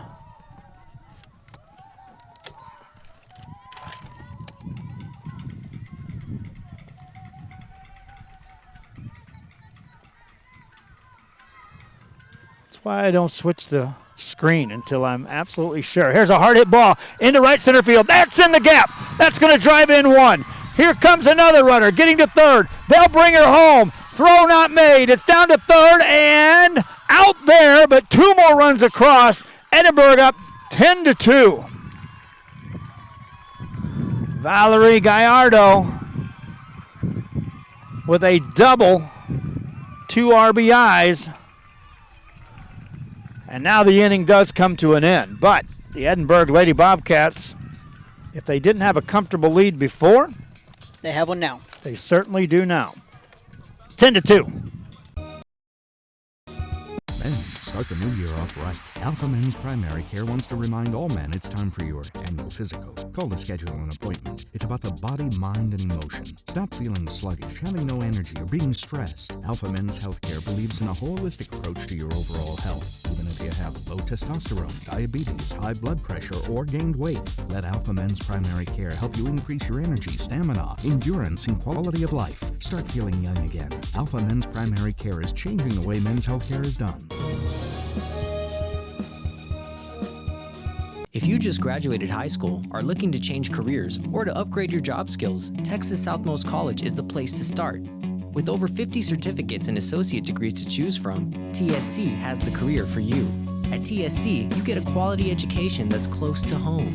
Earn a certificate or an associate degree and get the education you need for today and tomorrow's job market. Wouldn't you like to be in demand? Register now at Texas Southmost College in Brownsville. At Port Isabel Health Clinic, they care for you like family. Services include pediatrics, geriatric care, and family practice, school sports physicals, daycare physicals, orthopedic care, wellness exams for men and women. Dr. William Torkelson and his staff are here to serve you. His hours are Monday through Friday, 8 a.m. through 5 p.m. Your health is their priority at the Port Isabel Health Clinic. Bottom of the 6th. Here in Weslaco East, and Lady Wildcats will now have to put their hitting shoes on, rally caps on, and come from behind here if they want to play any more softball after tonight this season. Ariana Cabrera leads it off here in the 6th inning and takes ball 1 high.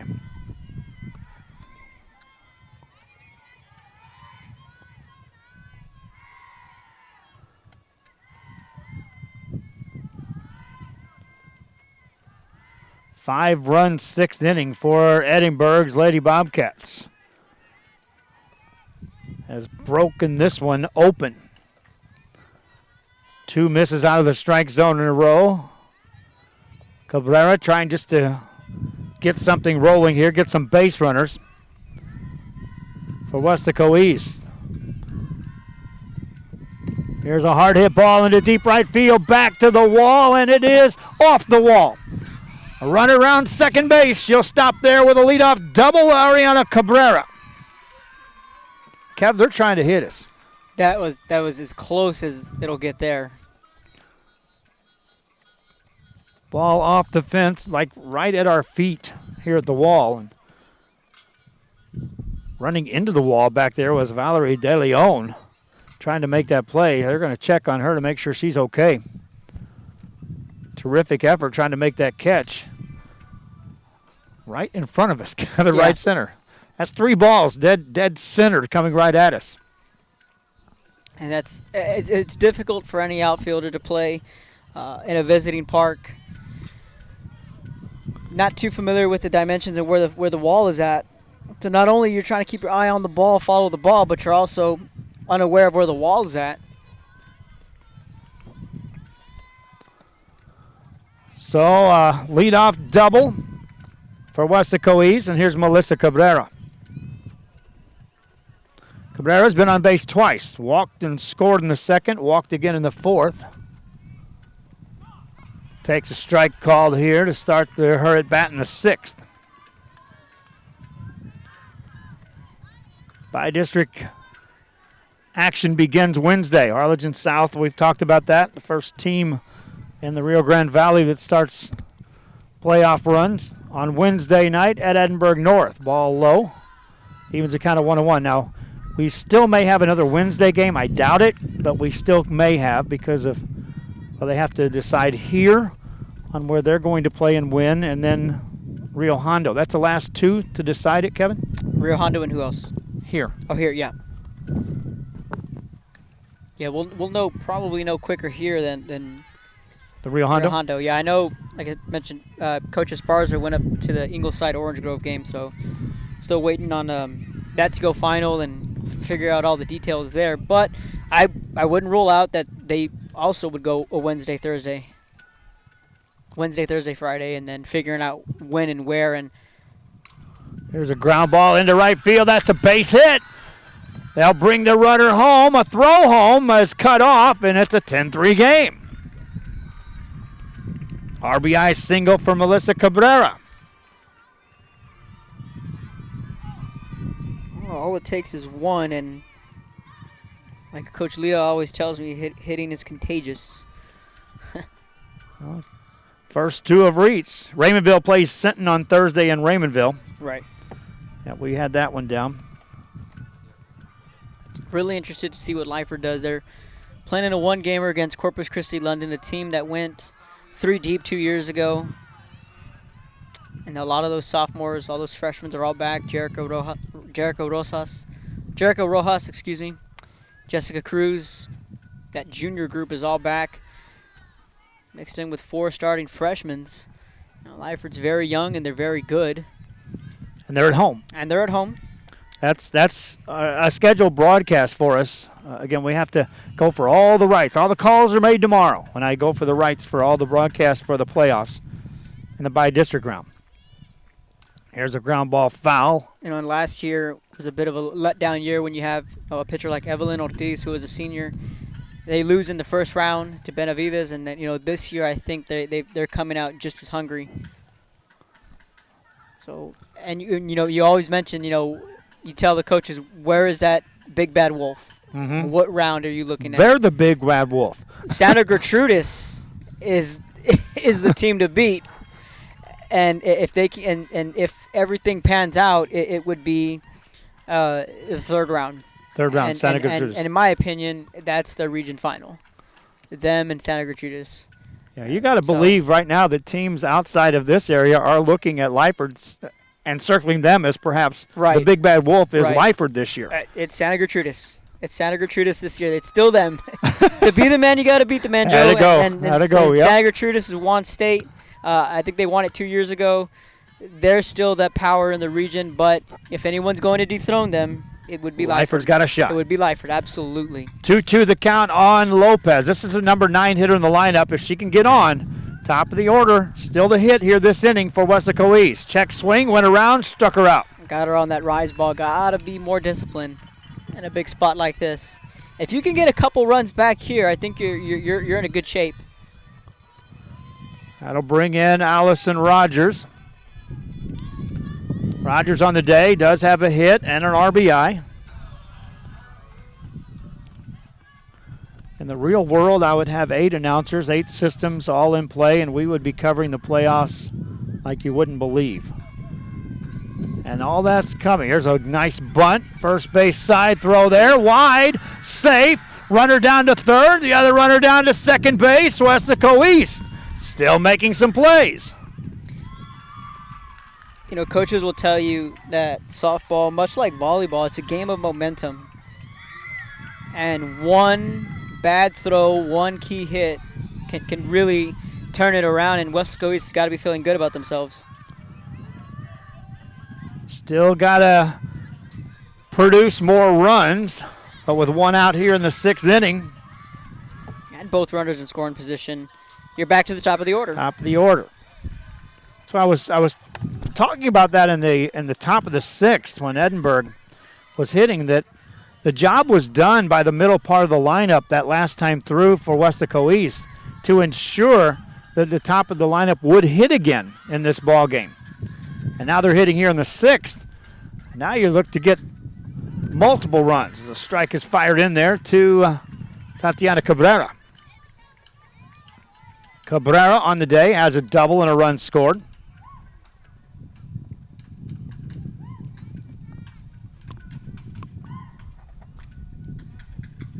And she waits for the next one. Here it is. Strike 2 called. Fastball.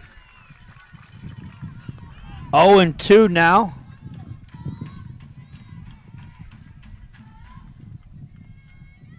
On Cabrera. Next one humming. Ball high. 1-2.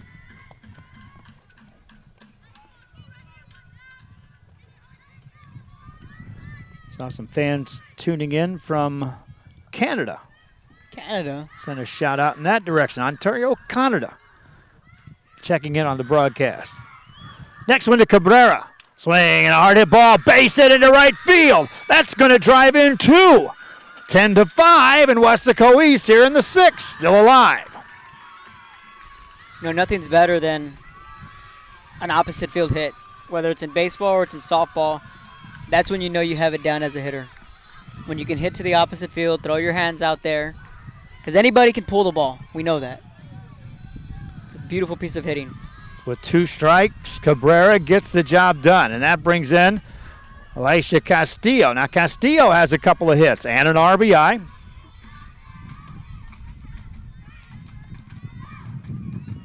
Runner at first base. 1 out for Weslaco East. Castillo takes a strike on the outside corner. That got a groan out of the Weslaco East faithful.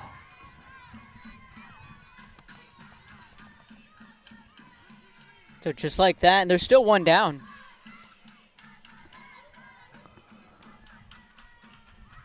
Little high, ball 1 there. Surprised she didn't chase that one. That just missed. Fans watching on our social media, if you're on our YouTube, be sure you subscribe to our channel. On Facebook right now, we have several viewers. Just reach out and share the link. That helps more than anything I've seen, sharing the link. Also follow our page and like our page. That's where our advertisers are constantly asking, where are your numbers? Where are your numbers? Hello to Luis Cisneros watching in Matamoros. Checking in on our broadcast tonight. 2-1 the count on Alicia Castillo. This is Weslaco East at the plate. Edinburg with a 10-5 lead in the field. The winner in the playoffs. Next pitch coming. Swing and a foul ball back to the screen, and Castillo missed her good pitch.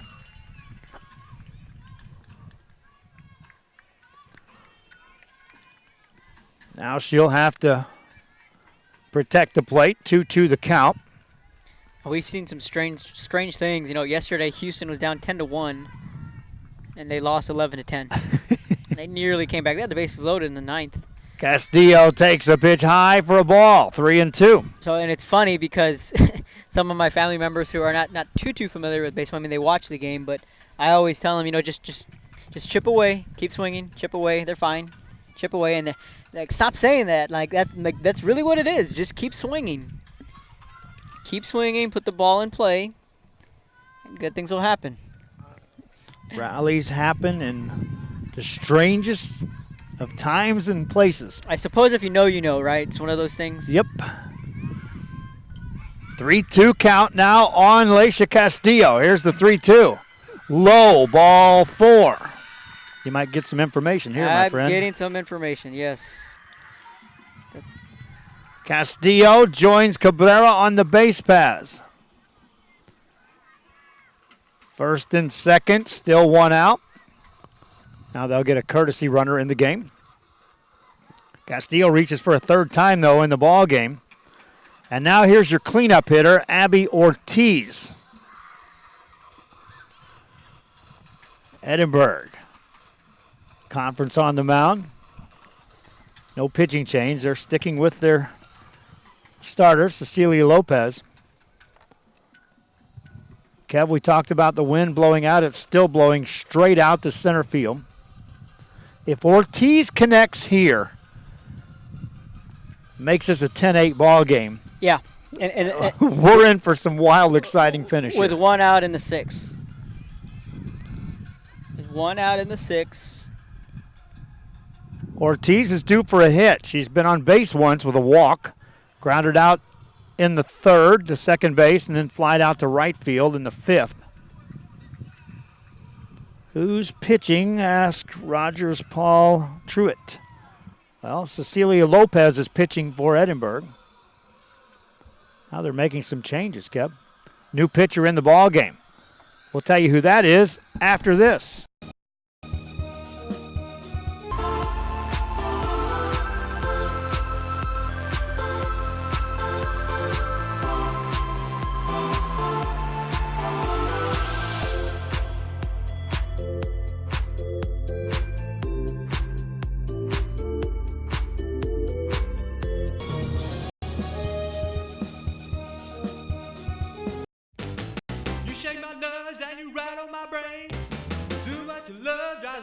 Insane. You brought my will, but what a thrill. Goodness gracious, quick balls of fire. I laughed in love cause I thought it was funny. You came along and moved me, honey. I changed my mind, this love is fine. Goodness gracious, quick balls of fire. Kiss me, baby.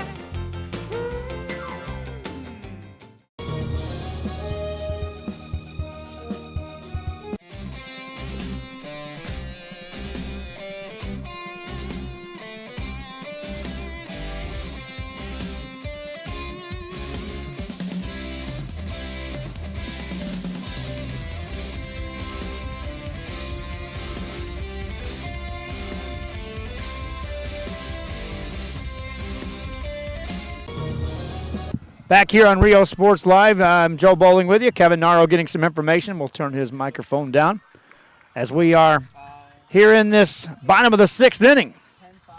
10-5 ball game. Runners at first and second. A new pitcher now as Julia Tamez on the pitcher's circle for Edinburg, facing Abby Ortiz, the cleanup hitter for Weslaco East. First pitch coming. Ball 1 inside. 1-0 to Ortiz. Bautista on deck. Next one coming to Ortiz. Way high. Ball 2. Tamez in relief. Miss with the first 2 to Ortiz. See if they turn her loose here on a 2-0 pitch. Here it comes. Strike called. 2-1 as Tamez delivers a strike to Abby Ortiz. All right, Kevin, you got the information? All right. Rio Hondo, what do you got? Yep, they are going to take on Orange Grove, a very familiar team, starting on Wednesday. There you go. Ground ball up the middle by Ortiz. Tough hop, flip to second out there. They get the out. Runners move to first and third. 2 down, though, in the inning. They're still going to have runners on the corners. So they start in Orange Grove on Thursday? Wednesday at Orange Grove, 7:30. Thursday at home in Rio Hondo. Saturday at 11 a.m., but the site's to be determined. Saturday, okay. Saturday, if needed. But their opponent will be Orange Grove, a team that they're familiar with. They've had some playoff battles with Orange Grove in the past. So that's who the Lady Cats will kick off with. Up to the plate, Cecilia Bautista. Bautista 1 for 3 on the day. She's the 8th hitter to hit here in the Weslaco East 6th. Runners at first and third.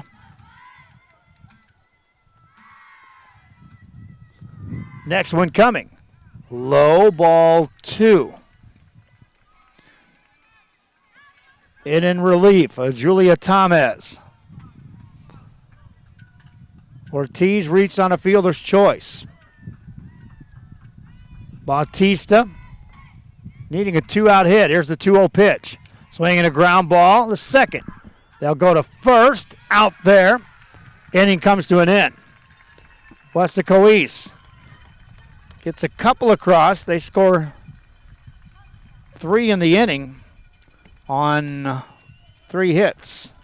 They strand another one in scoring position. We head to the 7th. Edinburg leads this one 10-5. This is Real Sports Live.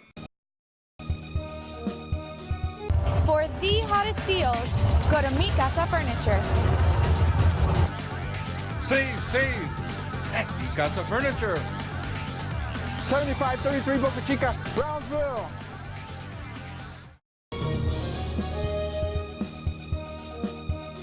Everyone's a winner at Kano Auto Sales 2 in Harlingen. Choose from a wide selection and score big today on West Expressway 83. Right now, check out this 2014 Hyundai Elantra GT. This car is loaded with a leather interior, satellite radio, Bluetooth, and it's yours today for 0 money down and $175 a month. That's right, no money down. Drive away today, just $175 a month. Or feel the power of this 2016 Dodge Challenger. This includes the RT Scat Pack, includes navigation, satellite radio, a reverse camera, an Alpine stereo system. Practically new with just 31,000 miles, powered by a 6.4-liter 392 Hemi engine. This today on the lot at $33,999. Financing is available with lending for all types. Every deal's a winner at Kano Auto Sales 2, in business since 2002, Harlingen, Texas. Fans mark the calendar for May the 5th for exciting football action from Mercedes as Real Sports Live presents NFL flag football action in Turf Wars 2019. See the future stars from the area in tournament competition live on Real Sports Live from the Mercedes Tiger Football Stadium May the 5th. Coaches, sign your team up today and be a part of the show for just $75 a team. Sponsored in part by Chewy's Custom Sports in San Benito. Register your team today or call 956-536-7185. Turf Wars, NFL flag football from Mercedes. Brianna Salinas to the plate to start the 7th inning for the Edinburg Bobcats. They lead 10-5 here in this play-in game at Weslaco East. First pitch coming, 7th inning underway. Hard hit ball, base hit up the middle, straightaway center field. Brianna Salinas hitting on the first pitch. So we are going to have a busy, busy week. Now, of course, and then I mean, all these are our area teams, so I wish you could just slice me in 2. Because now you're looking at both potentially South and Rio Hondo being at home on a Thursday, potentially clinching the first round. So it's like, yikes. That's why I like one-gamers. Yep. Let's get it done. Brett's deep enough in pitching over at Rio Hondo. They can certainly go a series. and Absolutely. Yeah. Yeah, they can go a series. They can go a one-gamer. Here's Julia Tamez to the plate. Tamez on the day has a couple of hits for the Bobcats. First pitch to her. Strike called. Yeah, with the addition of Erica Cortez, you know, it just changes the dynamic of the team, and you know you can put Kelsey Pizarro at shortstop, who's a true shortstop. You know, that answers that problem there, because when Kelsey was pitching, they were needing someone to play shortstop. You know, but now you have Cortez there in the circle. You can have Kelsey there at short, and then, you know, one player who's done an outstanding job for Rio Hondo. There's a good bunt right out in front of the plate. Throw to first is low and out there. Sacrifice is good. She's done a great job on just taking in her role as Domo de Jesus, who can also pitch, and she made the move from the middle infield to the center field. So you talk about having a utility weapon. You know, Domo has done a great job for Rio Hondo. So one more piece of the puzzle is all we have to solve, and that's going to happen at the conclusion of this one. Right. For the by-district round to be set up. Swing and a miss, strike one by Abrego.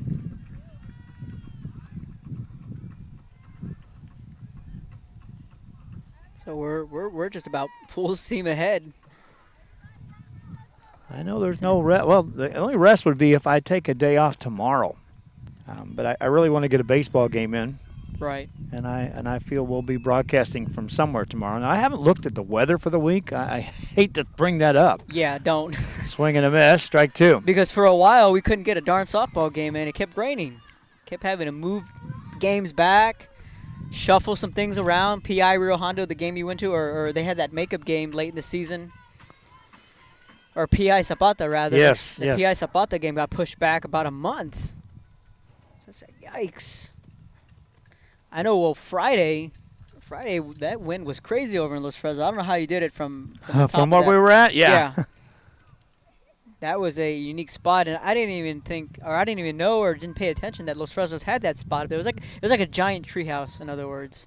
It's up there in it right was field. for the band director for that the parking lot behind the football field over I've there, seen practice those, field. and I've never seen them that high. That was impressive. Yep. They must have a really big band. I don't know. As soon as I saw it, I was like, that's where I'm going. And Can I they go looked up at me there? like, what? I was like, and Jake checked. The gate was unlocked. I was like, we're going. We're going to go up there. And sure enough, now Dahlia didn't go up there.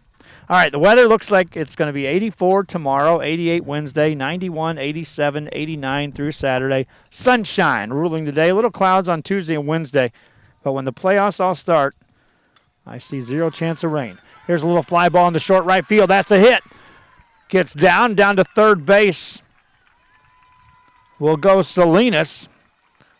Abrego with another single. And the Lady Bobcats with more base runners here. Brings in Bianca Garcia. All right, so the weather's cooperating, at least the forecast, which may scare you to death there too. Go on our website on Real Sports Live. We do have the weather bug up, courtesy of valleycentral.com and Channel 4, where all our games will be streaming this year on football again. Will be the streaming service. There's a strike called to Garcia. Batting here in the seventh inning for Edinburg. You know, just a couple weeks ago, this Roy, Mark, and myself, and we had sent out the pages, and I don't know how or why. The reason was we wound up staying an extra 45 minutes because we were talking about football.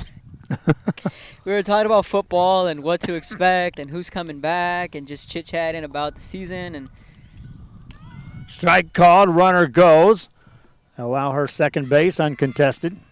And I said, guys, we're in April and we're talking about football. Well, it's like, well, it's never too early to talk football. And Mission Vets today, they started spring football practice, my friend. Yeah, it's not too early to talk football now. Yeah. You ask Coach Gilpin if it's too early. He was out there.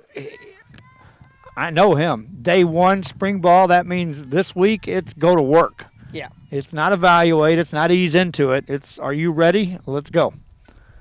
And unfortunately, in our area, nobody did spring ball. So I know Coach Ritchie did it 2 years ago.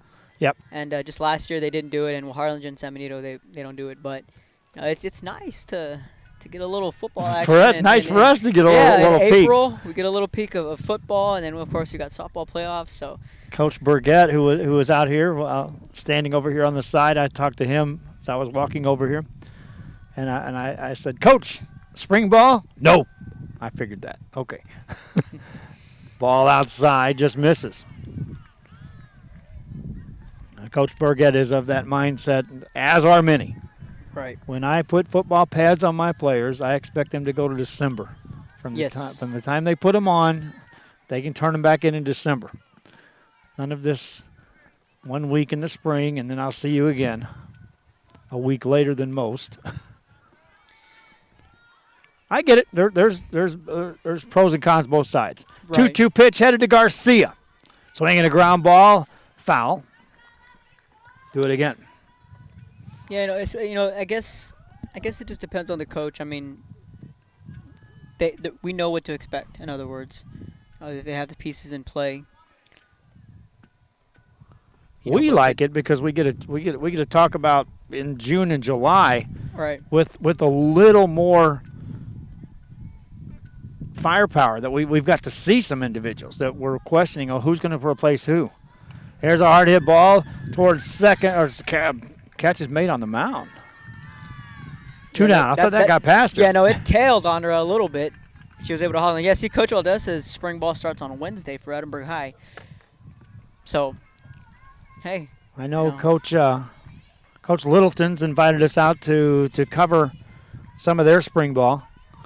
And, guys, if I had more broadcasters here, I would do that in a heartbeat, and we'd start doing that on our studio shows. But I got to get to all these softball playoffs and get those right on the money this year. And if all goes as planned, I say we got another month of this. Exactly. Ball outside. And then we'll have somebody make a run in baseball. You get that feeling. We'll have a few. Vella's up there. Yeah, Coach, I seen PSJ North Baseball. They made the playoffs. Coach René Sosa. He's come a long way. He was my hitting coach when I was a senior, actually, in high school. And I played Little League Baseball and with his son, Derek. Here's a ground ball, base hit into right field. That'll drive in one, and it may drive in two. It will. Down to second base for the 2 RBI double, Cecilia Lopez. Missed the cutoff throw there, and Edinburg High getting those runs back. So now you're back to square one if you're Weslaco East. And Lopez, how about this on the day? 3 singles, 2 doubles, 3 runs scored, 2 RBIs. She's having herself a night, and on a night where the Lady Bobcats needed their leadoff man to produce, she has definitely come through in a big spot. Brings in Valerie De Leon.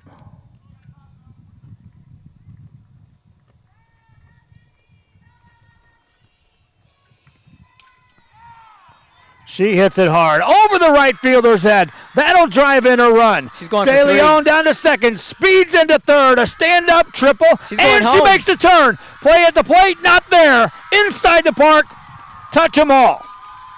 Yeah, that's just pure speed from Valerie De Leon. She was motoring around second, took it up a notch. In reality, you're not going to call that an error. That's an inside-the-park home run because that's not an error. She did not stop. She did not take an extra base because of the throw. And the ball went over the right fielder's head. It wasn't an error. Yeah. So it didn't go over the fence, but there's your home run for the ball game. As De Leon touches them all, makes it a 14-5 game. De Leon finishes the night, right now on the night, on base 4 times. She's driven in 3 runs, scored 3 runs. So the top 2 in the order have done a lot. Then you look further down as Zavala steps in, and Zavala takes a strike. She's been on base 3 times today, has scored a run, has driven in 2. The top 3 productive here. And then behind them, Christy Salas, 3 RBIs on the night. Ball high. So Edinburg High with a 2-run, a 2-run 5th? Yes. And a 5-run 6. And now 4 runs here in the 7th. So these runs coming late, and definitely some insurance runs. Zavala waits, takes a strike. Weslaco East had cut it to 10-5 and had runners in scoring position in that bottom of the 6th inning. They stranded runners in scoring position in the 1st, the 2nd, the 4th, the 5th, and the 6th. Edinburg has been getting these hits when needed. Swing and a miss, struck her out, inning over. Chase the rise ball, so we go to the bottom of the 7th. Edinburg on top in this one, 14-5, 3 outs away from securing a spot in the bi-district playoffs. We'll be back after this. When in Port Mansfield, be sure to stop in Laguna Madre Baits, the home of Laguna Girl 1 and 2. They ensure that you have the best when it comes to your fishing needs. Locally caught bait, including live shrimp and croaker. Frozen baits, caught locally, frozen shrimp, squid, mullet, and more. Dress the part with full outdoor apparel. Drinks, ice, snacks, groceries, and fishing supplies for any need. Access by road or by boat. Look for the blue building and the blue shrimp boats. Laguna Madre Baits, 828 Westport Drive, Port Mansfield, Texas. Fishing fans, here's your chance to catch some fish and help out athletes at the same time. Mark the calendar now and plan on attending October 20th as the 3-Up, 3-Down San Perlita Booster Club Fishing Tournament looks to be the biggest and best yet. Located at Laguna Madre Baits in Port Mansfield, Texas, this tournament is set to provide 100% of the proceeds directly to the athletic programs. Artificial lures only with a blackjack format, no fish over 21 inches, $150 per team or boat, maximum 4 people, and the grand champion is a team closest to 63 inches with 1 red trout and 1 flounder. Food raffles, baked goods, a silent auction, and terrific prizes from some great sponsors. Registration is October 19th. The tournament is October 20th. See you there at the 3-Up, 3-Down Fishing Tournament in Port Mansfield, where catching fish is helping athletes in a big, big way.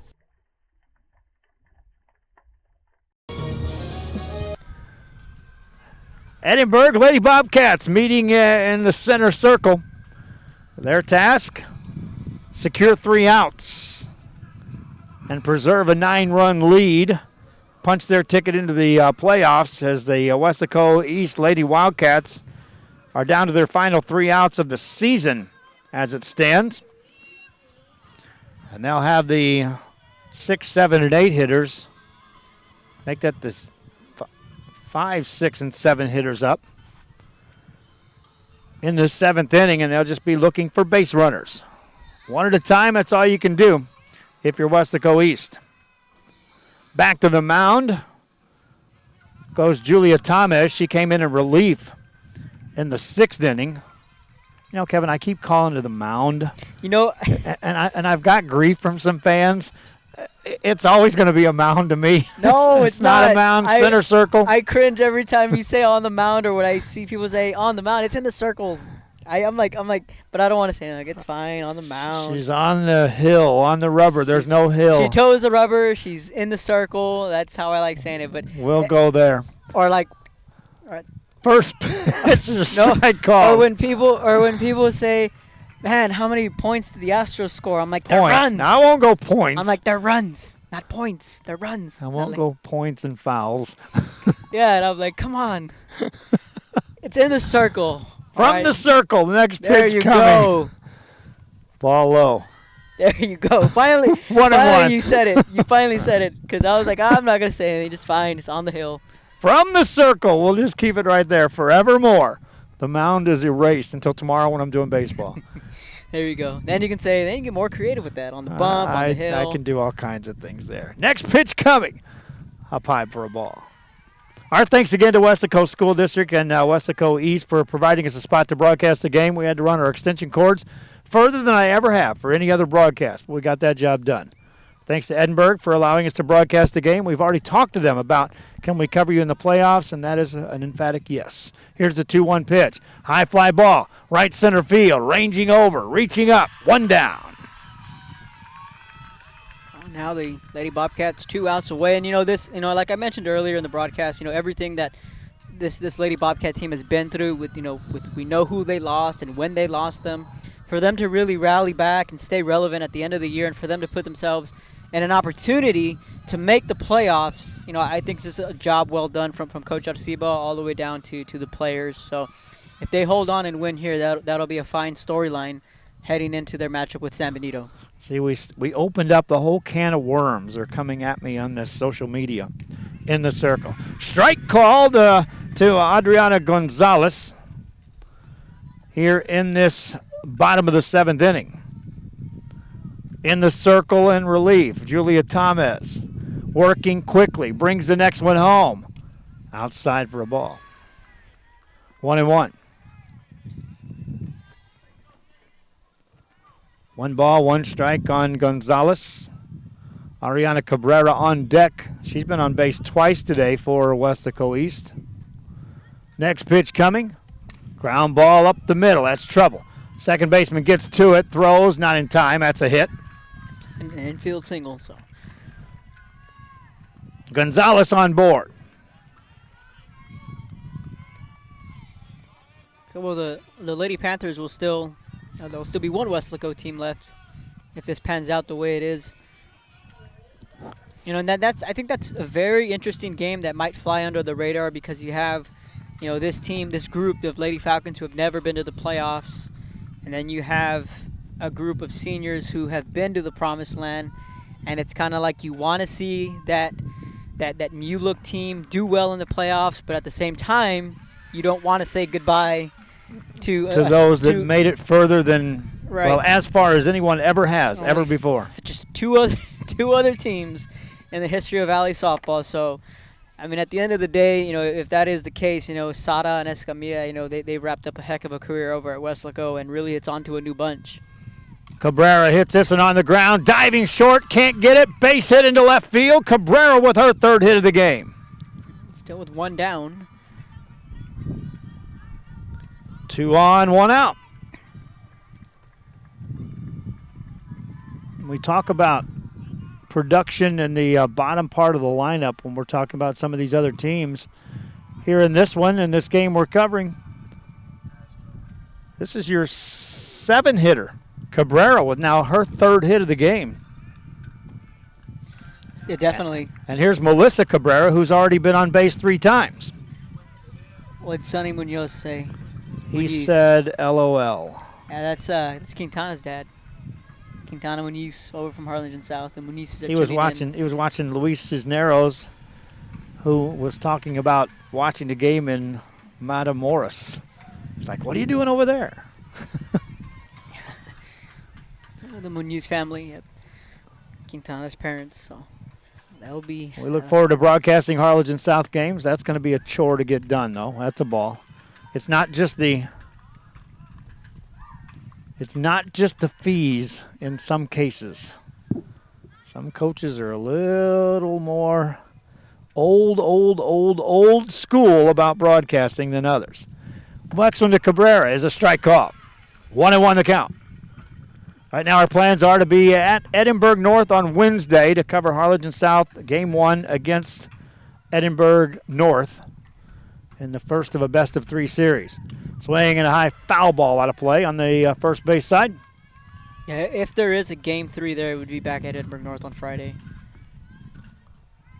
Thursday would be at South. So Edinburg North won that coin toss then. And opted to go to a series. Last year, Edinburg North made the playoffs. They went for a 1-gamer at home against San Benito. 1-2 is low. Evens a count of 2-2. That throw got away, but everybody stays put. In reality, you need a lot of base runners. Down by 9. At the plate, Melissa Cabrera. She's been on base 3 times, has scored 2 runs, and driven in a run. Here's the 2-2 pitch. Swinging a ground ball to third. Knocked down, step on third. They call it a foul ball. Kind of a little bit of a break there for Weslaco East. It was. Count remains 2-2. Coach Burgett out here along the left field line. Always like visiting with him. Oh, yeah. Him and his goatee. Some guys in the media are a little intimidated when they have to go talk to him. Not us. Never thought a thing about it. Here's a little pop-up. That's on the infield. That's a foul ball. In my book, there's so many things about all the coaches down here in the Rio Grande Valley. Each have their own unique style and pace to how they operate their teams. There's extreme motivators. There's Andy Gomez. And then there's the guys who you like, I would love to have him as my coach. Right. Burgett. I would hate to get in his crosshairs if you were to cross him up or to have him upset at you. There's a foul ball back to the screen. But you want the competitor right there. Absolutely. And, Weslaco East quietly is in the third round just about every year. I mean, I think, we're guilty of it. We get caught up with, the San Benitos, the Edinburg Velas. Very quietly, Weslaco East is back in the third round. In some cases, he does it with the mirrors because he's had, major injuries. Right. 2 years ago, Richard Lefevre was the only one left. Richard Lefevre was the only one left, and they still made the third round his senior year. Here's a ground ball to short.